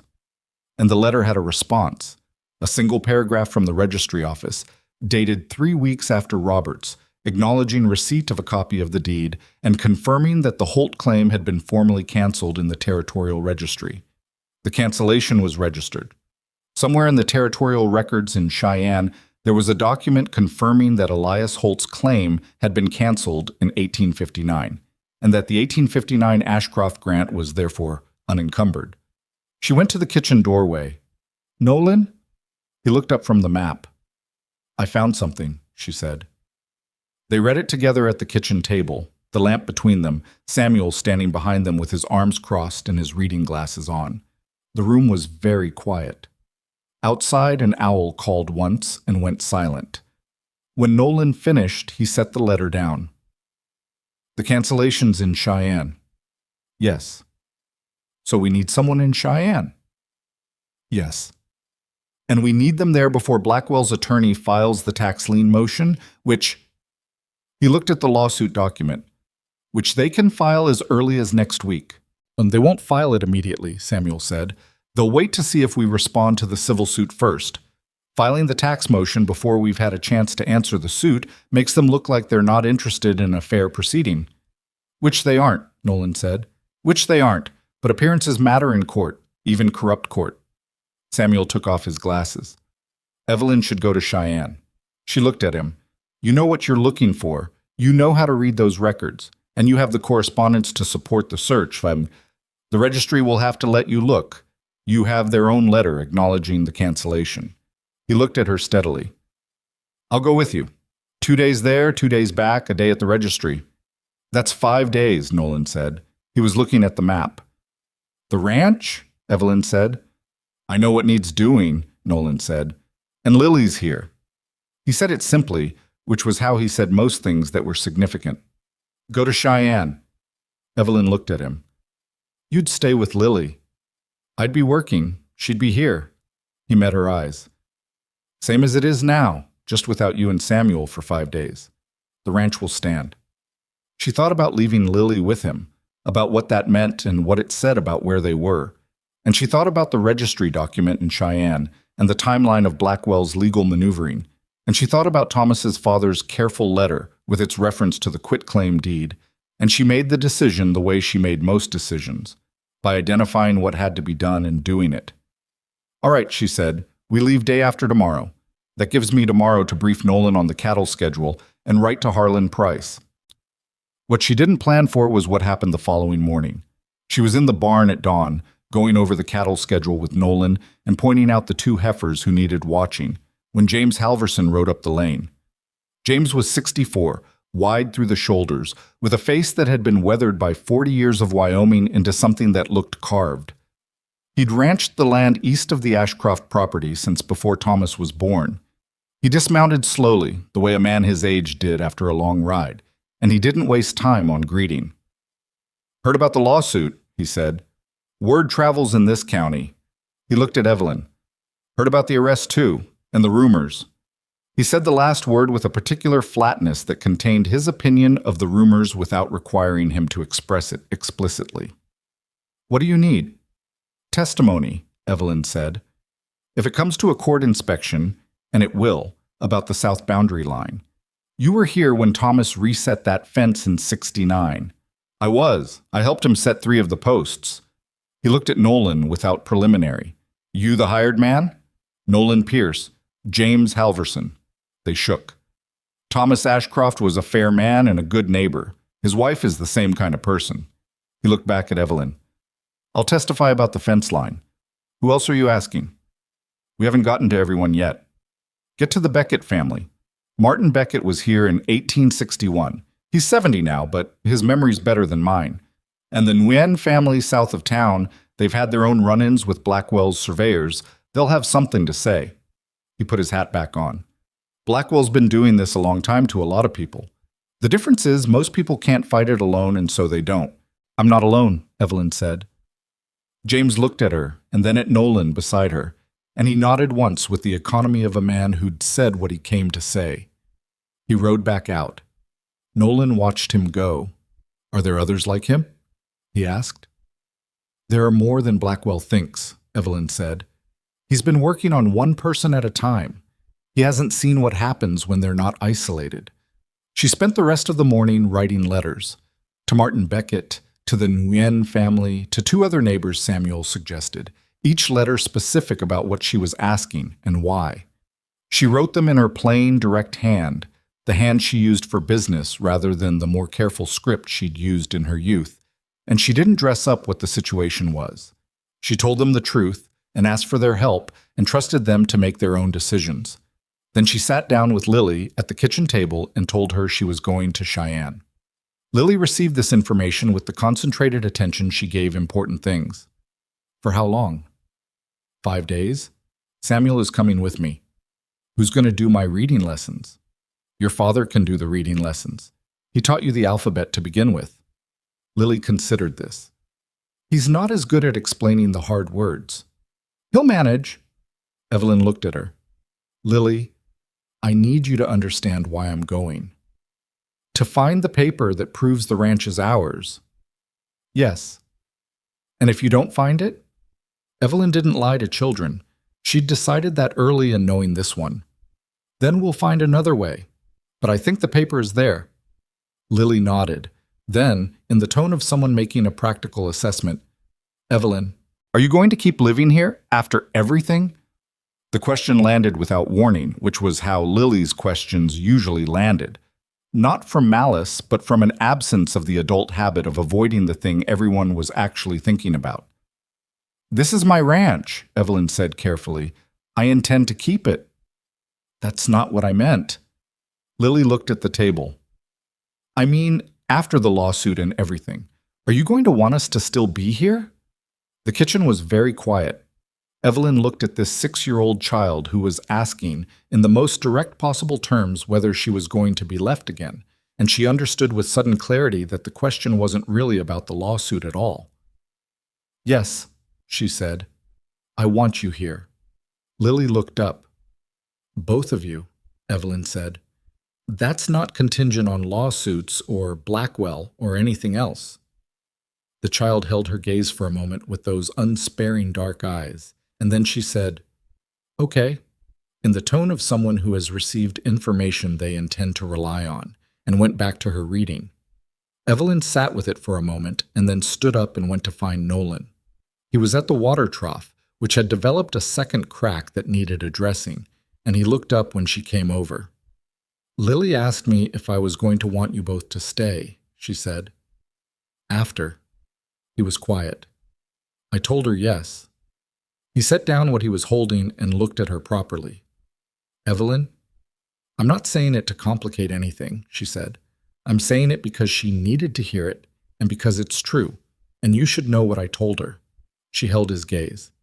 This is where she belongs. Whatever else is or isn't between us, that part I'm certain of. Nolan looked at her for a long moment. His expression did several things she didn't try to read. Then he said, Thank you for telling her. She would have kept worrying otherwise. I know. He picked up what he'd been holding. I know she would have. The morning Evelyn and Samuel left for Cheyenne was overcast, the sky heavy with the particular gray of a weather system that couldn't decide what it wanted to do. Lily stood in the yard and watched the wagon until it was out of sight, then turned to her father and said, She'll be back. She will, Nolan agreed. We should check on Copper, Lily said. She doesn't like when people leave. He looked at his daughter, and something in him that had been clenched for a long time quietly loosened. All right, he said. Let's go check on Copper. In Cheyenne, things did not go smoothly. They almost never did when you were looking for records in a territorial office staffed by men who found specific requests inconvenient. The registry clerk told Evelyn on the first day that records from 1859 were in a secondary archive and would need to be formally requested, a process that typically took a week. Evelyn explained, in terms that were courteous and inflexible, that she did not have a week and that she had a letter from the registry office itself referencing the record in question, which meant the record existed and could be located. The clerk explained that existing and being locatable were different categories. Evelyn asked to speak to the head of the registry. Samuel, standing behind her, thought this might be the moment when Evelyn Ashcroft's patience finally broke. It didn't. What broke was the clerk's resistance, because the head of the registry was a woman of 50 who had spent 20 years navigating territorial bureaucracy and recognized in Evelyn's manner a person who was not going to accept administrative inconvenience as a final answer. The record was located the following morning. The formal cancellation of Elias Holt's homestead claim, dated September 14, 1859, signed by the territorial registrar and stamped with the official seal, was in a folder between two other claims from the same period, exactly where it should have been if anyone had thought to look. Evelyn held it and read it twice and then handed it to Samuel without a word. He read it. He let out a long breath. Get it certified, he said. She had it certified, notarized, and copied 3 times before she left the registry building. She carried the original in the document case and the copies in separate locations because she was Evelyn Ashcroft, and she had learned from 4 years of being alone in a fight that you did not put every important thing in one place. But what she didn't know, riding back through Cheyenne that afternoon, was that Blackwell's attorney had filed something new while she was in the registry. Not the tax lien motion, something else. Something that Samuel, reading the telegram waiting at their hotel, went pale over. He handed it to her across the small hotel table. She read it. Then she read it again. Blackwell had filed an emergency motion claiming that Nolan Pierce was an unauthorized occupant of the Ashcroft property with no valid employment contract, and that his presence on the property constituted a threat to the court's ability to conduct a fair inspection of the contested land. He was requesting a court order requiring Pierce's removal from the Ashcroft ranch pending the outcome of the civil suit. He was trying to have Nolan removed from the ranch while Evelyn was in Cheyenne. Her hand holding the telegram was completely still. "When was this filed?" she said. "Yesterday," Samuel said. "Same day we arrived here." He knew. He'd known when she left. He'd timed it.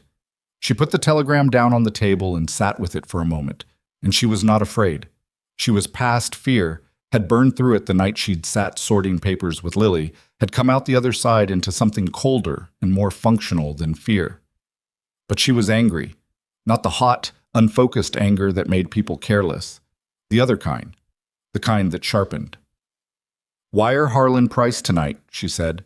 "Tell him what's been filed and that I'll be back in 2 days with the cancellation document and that I need him to file a counter motion opposing removal on the grounds that Pierce is a contracted employee with a material interest in the property's operations." She stood up. "And wire Nolan." "What should I tell him?" She thought for a moment. "Tell him we found what we needed. Tell him to stay where he is." She picked up the document case. "Tell him I'm coming back." Samuel sent the wires. The response from Nolan came within the hour, which meant he'd been at or near the telegraph office in Ridgeline, or someone had been watching for it on his behalf. The response was 4 words. "Ranch is standing. Hurry." She folded the telegram and put it in her coat pocket, and didn't take it out again, but she was aware of it there for the rest of the evening and into the following morning when they loaded the wagon before dawn to start back. What was waiting at the ranch when she returned was worse than she'd expected in some ways, and better in others. Worse, a deputy had come to the ranch the previous day with the court removal order. He'd served it formally, which meant Nolan had received an official document ordering him off the property within 48 hours pending the court's decision on Blackwell's motion. Better, Nolan had not left. She found him in the barn when she arrived, doing exactly what he'd have been doing on any other afternoon, and he looked up when she came in and said, "Before you say anything, I have a response to that order." "What response?" He reached into his coat and produced a letter. "Harlan Price sent this out yesterday. It's his counterfiling. I'm a contracted employee with documented wages and assigned duties, and my removal pending suit would cause measurable harm to the property's ongoing operations." He's arguing that the removal order is procedurally improper because it was filed without notice to the property owner. He looked at her. "It's not a final answer, but it's enough to delay." "I have the cancellation document," she said. He went still. The Holt claim was formally canceled in 1859 and registered in the territorial office. "I have the certified original." She patted the document case. "Blackwell's suit is based on a claim that no longer exists. It hasn't existed since before this ranch was built." Nolan sat down on a hay bale. He didn't make a dramatic display of relief. He wasn't built for that. But something went out of his posture, some specific tension that had been there since the morning she'd left. "You found it," he said. "I found it." "How long to get it in front of the court?" "Price is filing for an emergency hearing. If we can get the on-site inspection scheduled before Blackwell's tax motion moves forward." She set the document case down on the workbench beside her. "It's a narrow window, but it exists." Lily appeared in the barn doorway. She looked at her father, then at Evelyn, then at the document case. "You got the paper," she said. "I got the paper," Evelyn said. Lily nodded with the gravity of someone confirming an expected outcome. "Copper's been upset," she said. She could tell something was wrong. "Can we go see her now?" Nolan looked at Evelyn. Evelyn looked at him. For a moment, the three of them stood in the barn in the particular quiet of a situation that had just shifted from desperate to possible. Not won yet, not safe yet, but no longer without a path. "Yeah," Nolan said. "Let's go see her." They went out to the pasture together, the man and the woman and the child, and the evening was coming in low and orange over the hills, and somewhere behind them on the kitchen table the certified cancellation document sat in the leather case, patient and permanent, ready to say in the language of law what the Ashcroft family had known since 1859. This land was theirs. The question that remained, the narrow and treacherous question, was whether the court would hear that truth before Blackwell found another way to bury it. He was already looking. Harlan Price filed the emergency hearing motion on a Monday, and by Wednesday they had a date, 9 days out, which was faster than Evelyn had expected and slower than she needed. 9 days was enough time for Blackwell's attorneys to file 3 separate procedural delays, each one technically valid, and each one designed not to win anything but to consume time and money and the particular kind of energy that legal maneuvering drained from people who had actual work to do. Price fought each one. He was not a dramatic man. He didn't make speeches or send letters calculated to embarrass. He simply filed the correct counterarguments in the correct language with the correct citations, and he did it faster than Blackwell's Cheyenne attorneys expected from a county-level lawyer, which told Evelyn that Harlan Price had been waiting for an opportunity to be underestimated by those particular men. The hearing date held. In those 9 days, the ranch ran on a schedule that left no room for error and very little for rest. Nolan took the cattle out before sunup and had them back before dark, managing the herd with Samuel's help and the methodical attention that was his particular gift. Not inspired, not flashy, just relentlessly competent, the kind of work that kept things alive when everything else was uncertain. The water situation in the North Pasture had stabilized after the repair to the secondary channel, which was one less crisis in a week that already had enough. Evelyn spent her evenings at the kitchen table building the presentation for the hearing. Not just the cancellation document, though that was the anchor, the full case, layered and cross-referenced, the boundary documentation alongside the land grant records, alongside the testimony statements she'd been collecting from neighbors.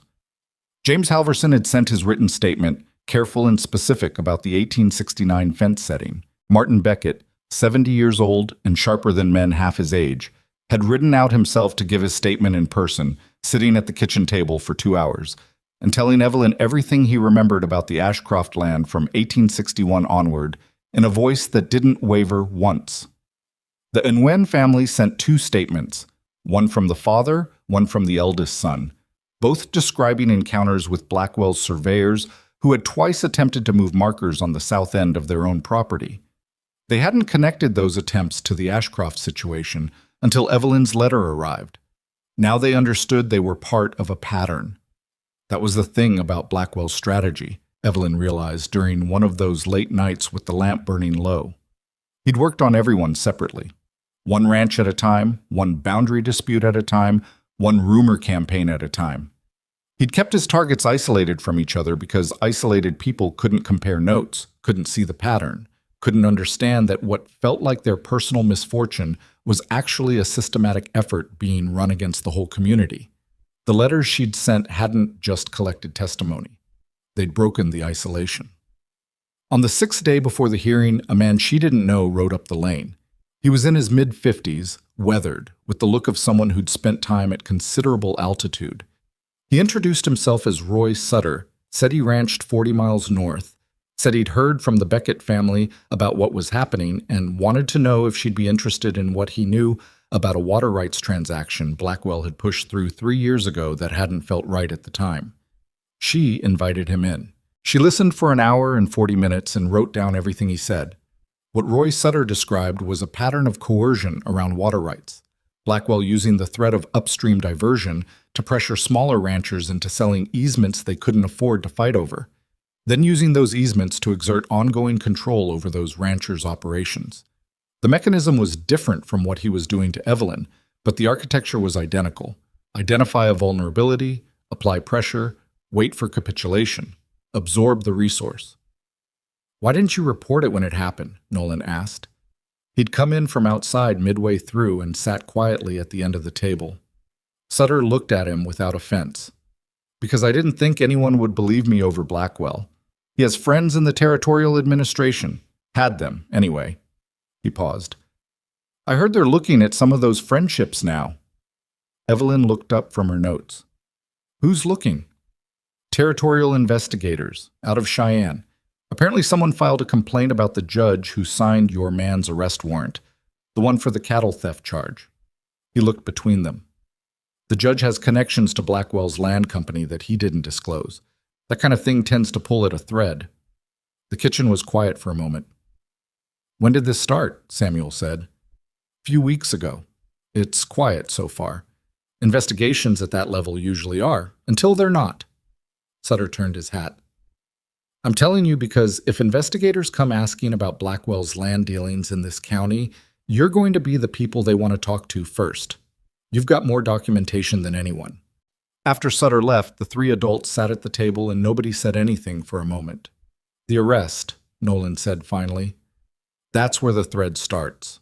A falsified accusation, a warrant from a compromised judge. Someone in Cheyenne noticed. Or someone told them to notice, Samuel said, and looked at Evelyn. I didn't contact the territorial investigators, she said. No, Samuel said. But Harlan Price might have. When he filed the counter motion on the removal order, he would have had to document the circumstances of the original arrest. He looked at the table. A lawyer filing paperwork that shows a judge had undisclosed ties to the opposing party. That's not something a territorial court ignores. Evelyn thought about Harlan Price and his careful, deliberate manner, and the way he'd said, I've been waiting to be underestimated by those men. She thought about how a person could do the right thing through entirely proper channels and still have it arrive at the right place. The hearing is in 6 days, she said. Whatever the investigation is or isn't, we can't count on it. We go to that hearing with what we have. What we have is enough, Nolan said. It should be, she agreed. Should be and are different things when one of the parties has money and connections. Then we make sure there's no room for should be, he said. We make it so clear that even a judge who wants to find another answer can't. She looked at him across the table. He was right, and she knew he was right, and the fact that he'd said it the way he had, not to reassure her, but because it was the accurate assessment of the problem, made her trust the statement more than if he'd tried to comfort her with it. All right, she said, then we go through everything again. They went through everything again.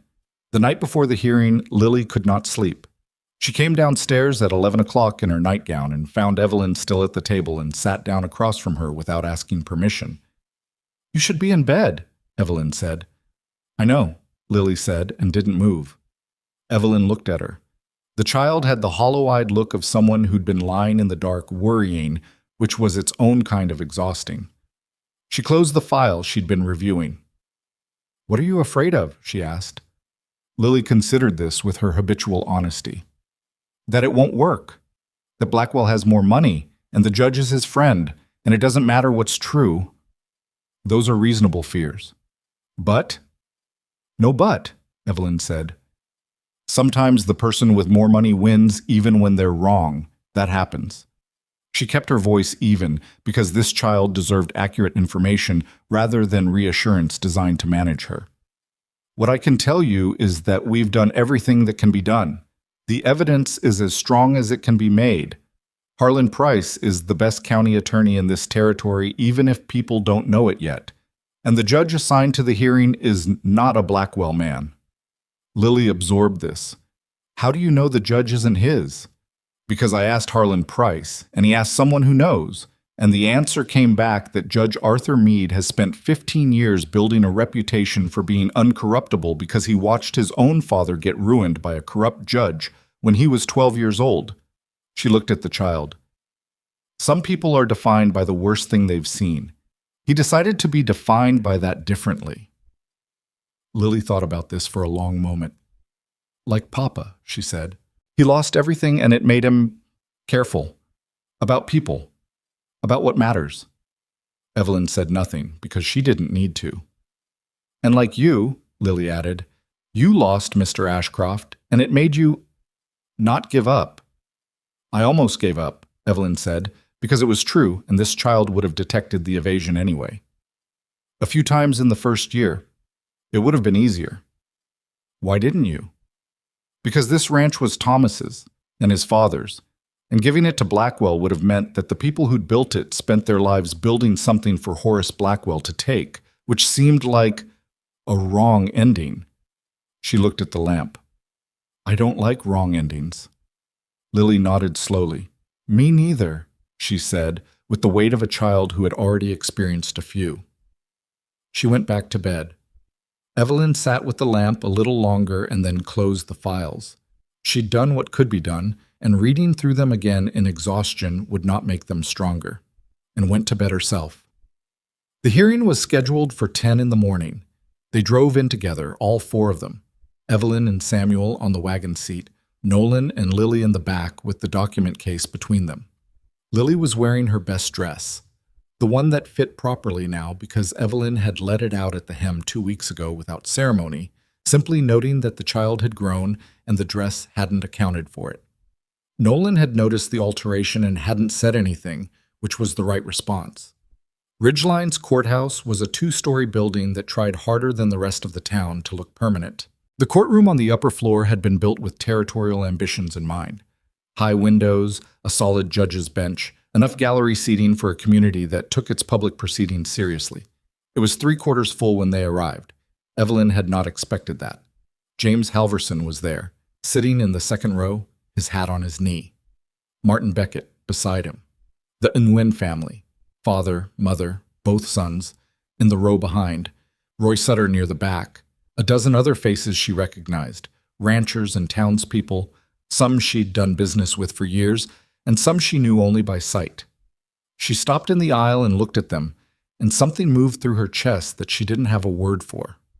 Samuel behind her said quietly, "You broke the isolation." She kept walking. Blackwell was already there on the plaintiff's side, with his 2 Cheyenne attorneys arranged beside him like expensive furniture. He was a big man, not fat, but solid, with the deliberate stillness of someone who had learned to project certainty as a business asset. He looked at Evelyn when she came in, and his expression didn't change. She looked back, and hers didn't either. Nolan guided Lily to a seat in the gallery behind the defendant's table, and the child sat with her hands folded in her lap and her eyes moving around the room, reading it the way she read everything, carefully, not missing much. Harlan Price was already at the table. He looked up when Evelyn sat down and said simply, "You have everything?" "Everything." "Then we're ready." Judge Arthur Meade came in at 3 minutes past 10, which Evelyn took as a good sign. A man 3 minutes past 10 was a man with somewhere else to be, which meant a man who intended to get through proceedings rather than prolong them. He was 60, narrow-faced, with reading glasses he put on and took off with the frequency of someone who spent most of their day with documents.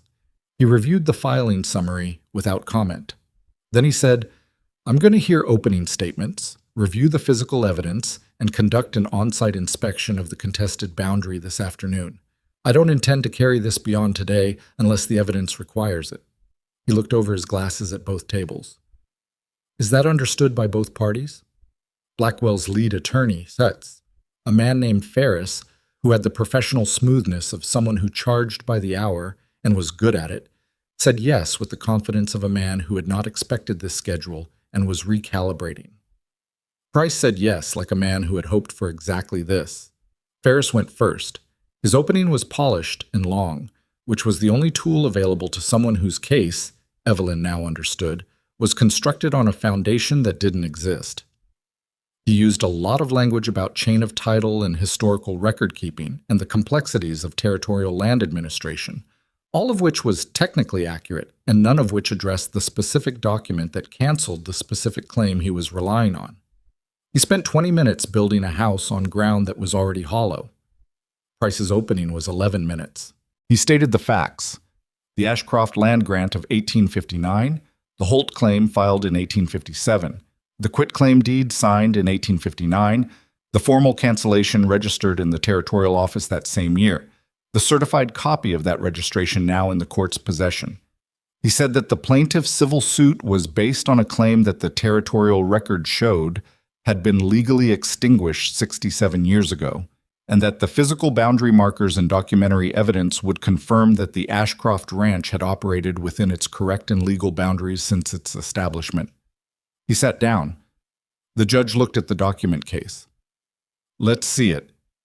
They went through the documents in order. Price was meticulous and unhurried, presenting each piece in sequence, explaining the connection between them, allowing the judge time to read rather than rushing past the reading. The 1859 grant, Robert Ashcroft's letter to the registry. The registry's response, confirming cancellation. The certified cancellation document itself, stamped and signed, the seal of the territorial office clear under the courtroom's high windows. Ferris objected twice, once to the method of certification and once to the chain of custody for the physical document. And both times Price responded with language so precise and so prepared that it was clear he'd anticipated both objections before breakfast. The judge overruled both. Then Price called James Halverson. Halverson walked to the stand with the unhurried movement of a man who spent most of his life outdoors and found indoor proceedings slightly confusing but manageable. He stated his name, his occupation, his length of residence in the territory, and then he told the court what he'd told Evelyn at her kitchen table. The 1869 fence setting, the specific posts, his memory of Thomas Ashcroft's care in following the original survey line his father had established. Ferris cross-examined. He was good at it. He knew how to find the edges of a witness's certainty and press on them, how to make a confident man sound less confident without technically misrepresenting anything. He got Halverson to acknowledge that his memory was of events 18 years ago, that he hadn't personally reviewed the original survey documents, that he was testifying to what he remembered rather than what he could prove. It was good lawyering. It chipped at the edges. Then Price called Martin Beckett. Beckett was 70 years old and he had been in Wyoming since 1858, and he had a memory like a surveyor's instrument, precise, calibrated, resistant to casual interference. He remembered the original Ashcroft fence line from 1861 because he'd helped drive the cattle through the gate the first time it was opened, remembered the specific post placements because the corner posts had been cut from the same stand of timber he'd been eyeing for his own use and had lost to Robert Ashcroft, and remembered the survey stone because Robert had showed it to him and explained the boundary measurement, and he had written the numbers in his ranch journal that same evening. He still had the journal. The journal was 27 years old, its cover soft with handling, its pages dense with the cramped daily records of a working ranch. Price had known about it. Beckett had mentioned it in his personal statement, but seeing it in the old man's hands, watching the judge's expression shift as he held it, and turned to the entry dated August 1861 and read the numbers that matched exactly the measurements in Robert Ashcroft's letter, was a different thing from knowing it existed. Ferris objected to the journal on grounds of authentication. Price asked Beckett 3 questions about the journal's history, its continuous possession, and its original purpose. The judge admitted it. Ferris sat back down and wrote something on his notepad that his clients couldn't read. At 2 p.m, Judge Meade recessed the court and they drove out to the ranch in a small convoy. The judge's wagon, the court recorder, both sets of attorneys, the parties, and behind them a loose assortment of community members who had apparently decided to treat the on-site inspection as a public event, which technically it was. Blackwell rode in his own wagon, separate, and did not look at anyone during the drive. At the ranch, Nolan walked the judge to the southeast corner of the south pasture. He'd flagged the survey stone's location with a length of red cloth tied to a post that morning. He'd been out before 5 to do it, moving quietly so as not to wake Lily, though Evelyn had been awake and had watched from the kitchen window without saying anything. The stone was uncovered. Nolan and Samuel had exposed it the previous day, carefully, removing the soil that had accumulated over decades without disturbing the stone's position, and it sat in its hole with the 2 chiseled marks visible, exactly where Robert Ashcroft had placed it in 1859. Judge Meade crouched down and looked at it for a long time. He had the court recorder measure from the stone to the existing fence line in 3 directions. He had Price read the measurements from Robert's letter. He compared them with the numbers Martin Beckett had written in his journal in 1861. The measurements matched. All of them.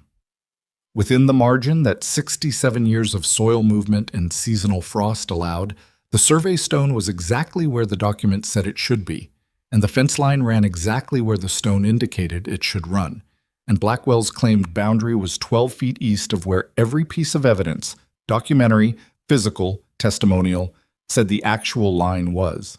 Ferris was standing to one side with his arms crossed, watching the measurement process with the expression of a man watching his investment depreciate in real time. Blackwell himself stood further back, near his wagon, and Evelyn found herself looking at him during the measurement process with a feeling she hadn't expected. Not triumph. It was too early and too uncertain for triumph. Something more like clarity. She'd been managing her fear of this man for 4 years, working around his maneuvers, making herself smaller in strategic ways to avoid giving him leverage. Standing in her own pasture, watching a territorial judge measure the ground that had always been hers, she understood that the fear had made her careful, and being careful had built the case, and the case was holding. She was glad she'd been afraid. It had made her thorough. Nolan came and stood beside her. He didn't say anything. He was looking at the survey stone and then at the judge, and his face had the particular stillness of a man who is allowing himself to believe something cautiously. "The old fence line," she said quietly. "The post holes we found the first morning." "I marked them," he said. She looked at him. "Before you left for Cheyenne," he said, "I drove stakes next to every filled-in post hole I could locate along this section. Thought it might be useful." He paused. "Didn't mention it because I wasn't sure it would be." She looked down the fence line and saw the stakes, small, carefully placed, running parallel to the existing fence, and something loosened in her that had been wound tight since the morning the lawsuit arrived. "Show the judge," she said. He walked over to Meade and spoke to him quietly, and the judge followed him to the first stake, and the recorder measured again, and the numbers confirmed what the stones and the documents in Martin Beckett's journal had already said. The boundary had been where the Ashcrofts had always maintained it, and it had been where it was since Robert Ashcroft drove the first post in 1861.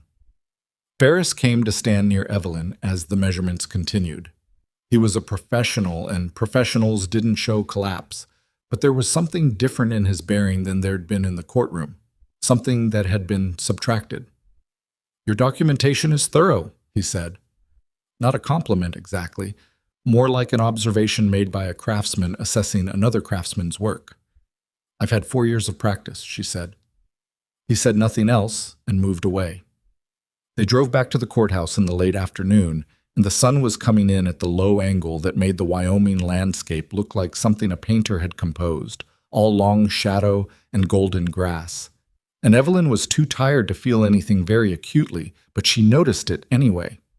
In the courtroom, Judge Meade took 30 minutes. 30 minutes in his chambers while both parties waited, Blackwell at his table with his attorneys huddled around him, Evelyn at hers with Price and Samuel, and Nolan in the gallery with Lily, who had come back with them from the inspection and was sitting with the McGuffey reader open in her lap, though she wasn't reading it. She was watching the door to the judge's chambers with the focused intensity she brought to things that mattered. The door opened. Judge Meade sat down. He put on his reading glasses and looked at the papers in front of him, and then he looked up at both tables. "The boundary claim," he said, "the physical evidence corroborated by documentary record and sworn testimony, establishes clearly and without reasonable dispute that the south pasture boundary of Ashcroft Ranch has been correctly located since the establishment of the property in 1859. The plaintiff's claim of a contested boundary is not supported by the evidence presented and is dismissed." Ferris said, "Your Honor, the plaintiff would like to—" "I'm not finished," Meade said. He looked back at his papers. "The civil suit's claim of invalid title, predicated on the alleged survival of the Elias Holt homestead claim, is equally without foundation. The certified territorial registry document presented by the defendant establishes that the Holt claim was formally canceled on September 14, 1859, and registered in the territorial records. The plaintiff's suit relies on a claim that the territorial government extinguished 67 years ago. The civil suit is dismissed in its entirety. Title to Ashcroft Ranch, including all parcels described in the 1859 land grant, is confirmed in the name of Evelyn Ashcroft." He took off his glasses. "Furthermore," he said, and the room went very still. The circumstances of this proceeding, including the false accusation leading to the arrest of a ranch employee, the filing of a civil suit on the basis of a claim verifiably canceled in territorial records, and the pattern of coercion described in testimony and documentation submitted in these proceedings will be referred to the Territorial Attorney General's office for review. The court finds sufficient cause to believe that these actions constitute a pattern of fraudulent conduct against property owners in this territory, and that the appropriate authorities should be made aware of the full scope of what the evidence suggests. He set his papers down.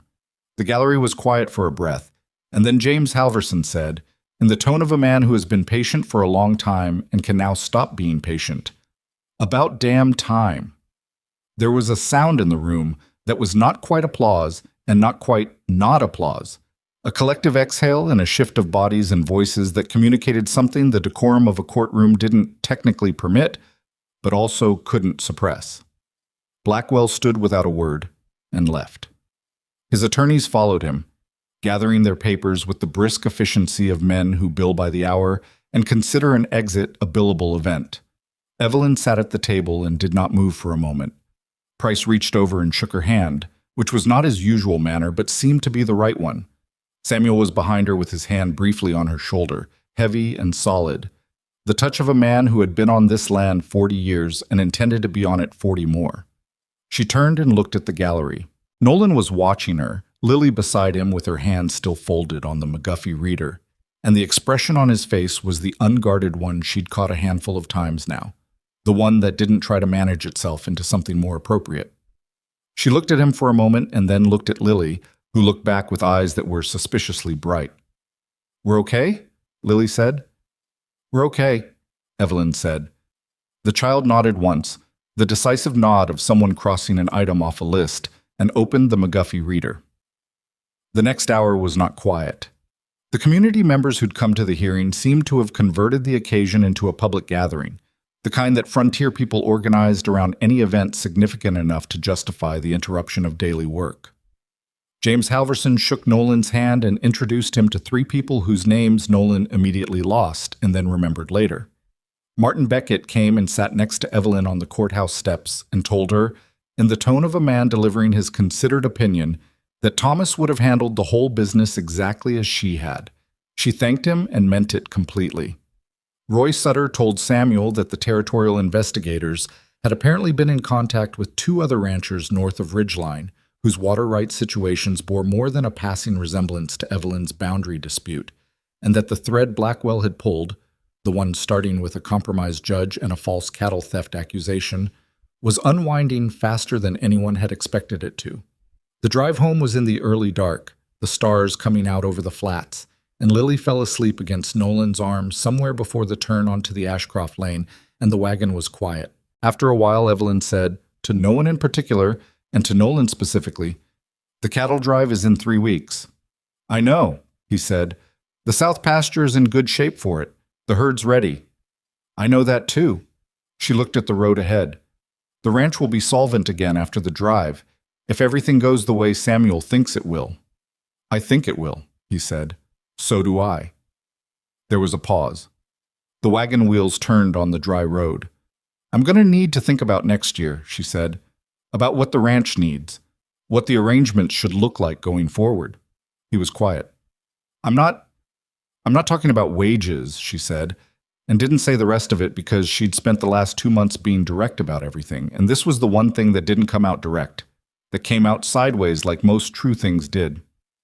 "I know," he said, and then, after a moment, "So am I." The ranch came into view around the bend, the house dark except for the lamp Nolan had left burning in the front window. He'd done that without being asked, she'd noticed, every evening since the first week. And Evelyn looked at it the way she'd looked at it coming home for 15 years, first with Thomas, and then without him. And it looked different from how it had looked 6 weeks ago, not because anything had changed about the house or the barn or the fence lines, because of who was coming home to it. She didn't say that. Some things didn't need to be said to be real. She pulled up at the gate and Nolan got down without waking Lily, carrying the child inside the way he'd done that first night, the child's head on his shoulder and her feet dangling, and Evelyn followed them up the porch steps and into the house. And the lamp in the window burned the same warm yellow it always had, and the night settled around them. 2 days later, the first letter arrived from the Territorial Attorney General's office. It was addressed to Evelyn, and it requested that she make herself available to speak with investigators about any documented incidents of harassment, intimidation, or fraudulent misrepresentation by Horace Blackwell or his associates in connection with property matters in Ridgeline County. She wrote back the same day. She told them she'd been keeping records for 4 years and that she had a great deal to tell them, and that she could also provide them with the names of several other property owners in the territory who had their own experiences to share. She folded the letter and handed it to Samuel to take to the post. Then she went back to work, because the cattle drive was in 3 weeks, and the south pasture gate still needed its latch adjusted, and there were always more things to do on a working ranch than there were hours in a day. That was the nature of the place. That had always been the nature of it. She wouldn't have had it any other way. The cattle drive went well enough to matter and hard enough to be real. They lost 2 steers to a creek crossing on the second day. The water was higher than Samuel had expected from the fall rains, and 2 animals spooked at the wrong moment, and that was that. Nolan pulled one out. The other was gone before anyone could reach it. He didn't mention it that evening at camp, and neither did Samuel, because losing animals on a drive was part of driving animals, and the only honest response was to account for it and move on. The buyer in Cheyenne paid fair market and didn't argue the count. The money came back to Ashcroft Ranch in a bank draft that Evelyn folded into Thomas's leather document case, the same case that had carried the cancellation document, the boundary evidence, 4 years of careful record-keeping, and the draft was enough to clear the remaining operating debt and leave a working balance for next year's expenses. Not comfortable. Not easy. But solid ground.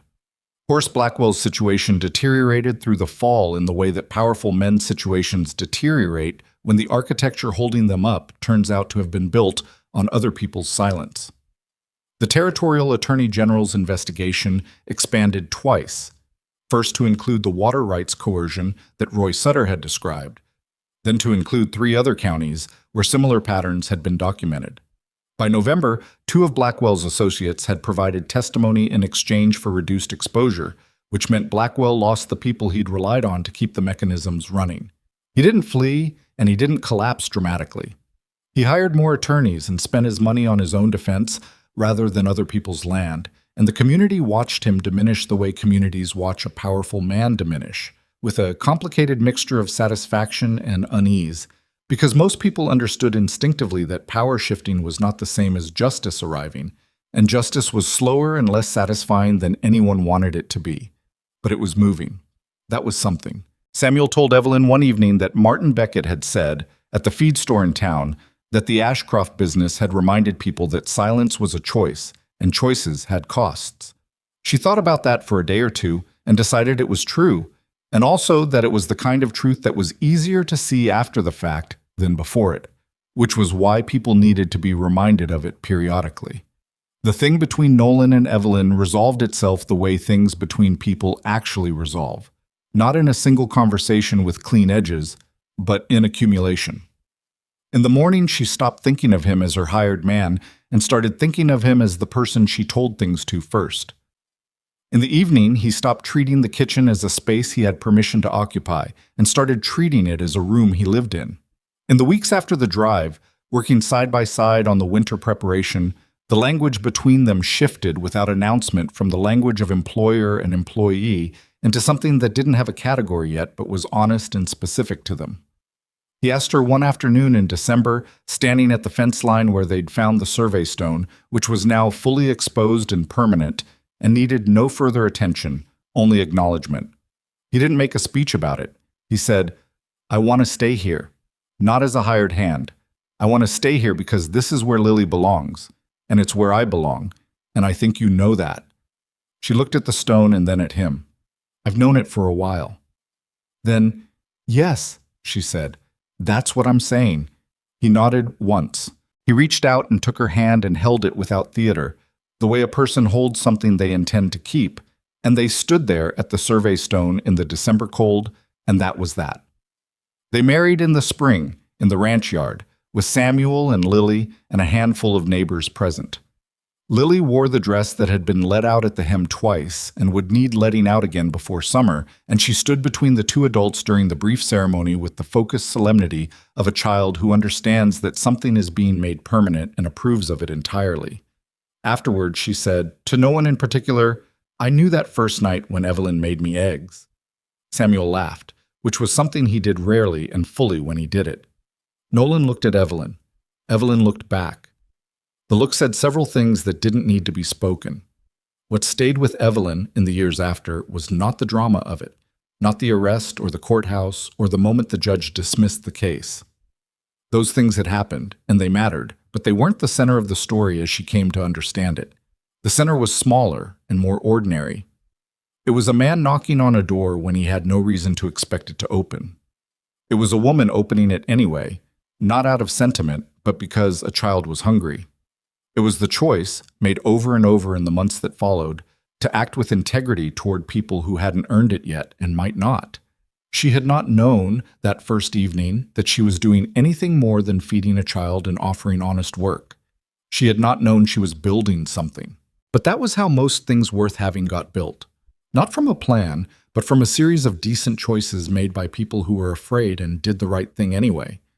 The knock at the door that had sounded like desperation had been, without either of them knowing it, the beginning. It turned out that was enough.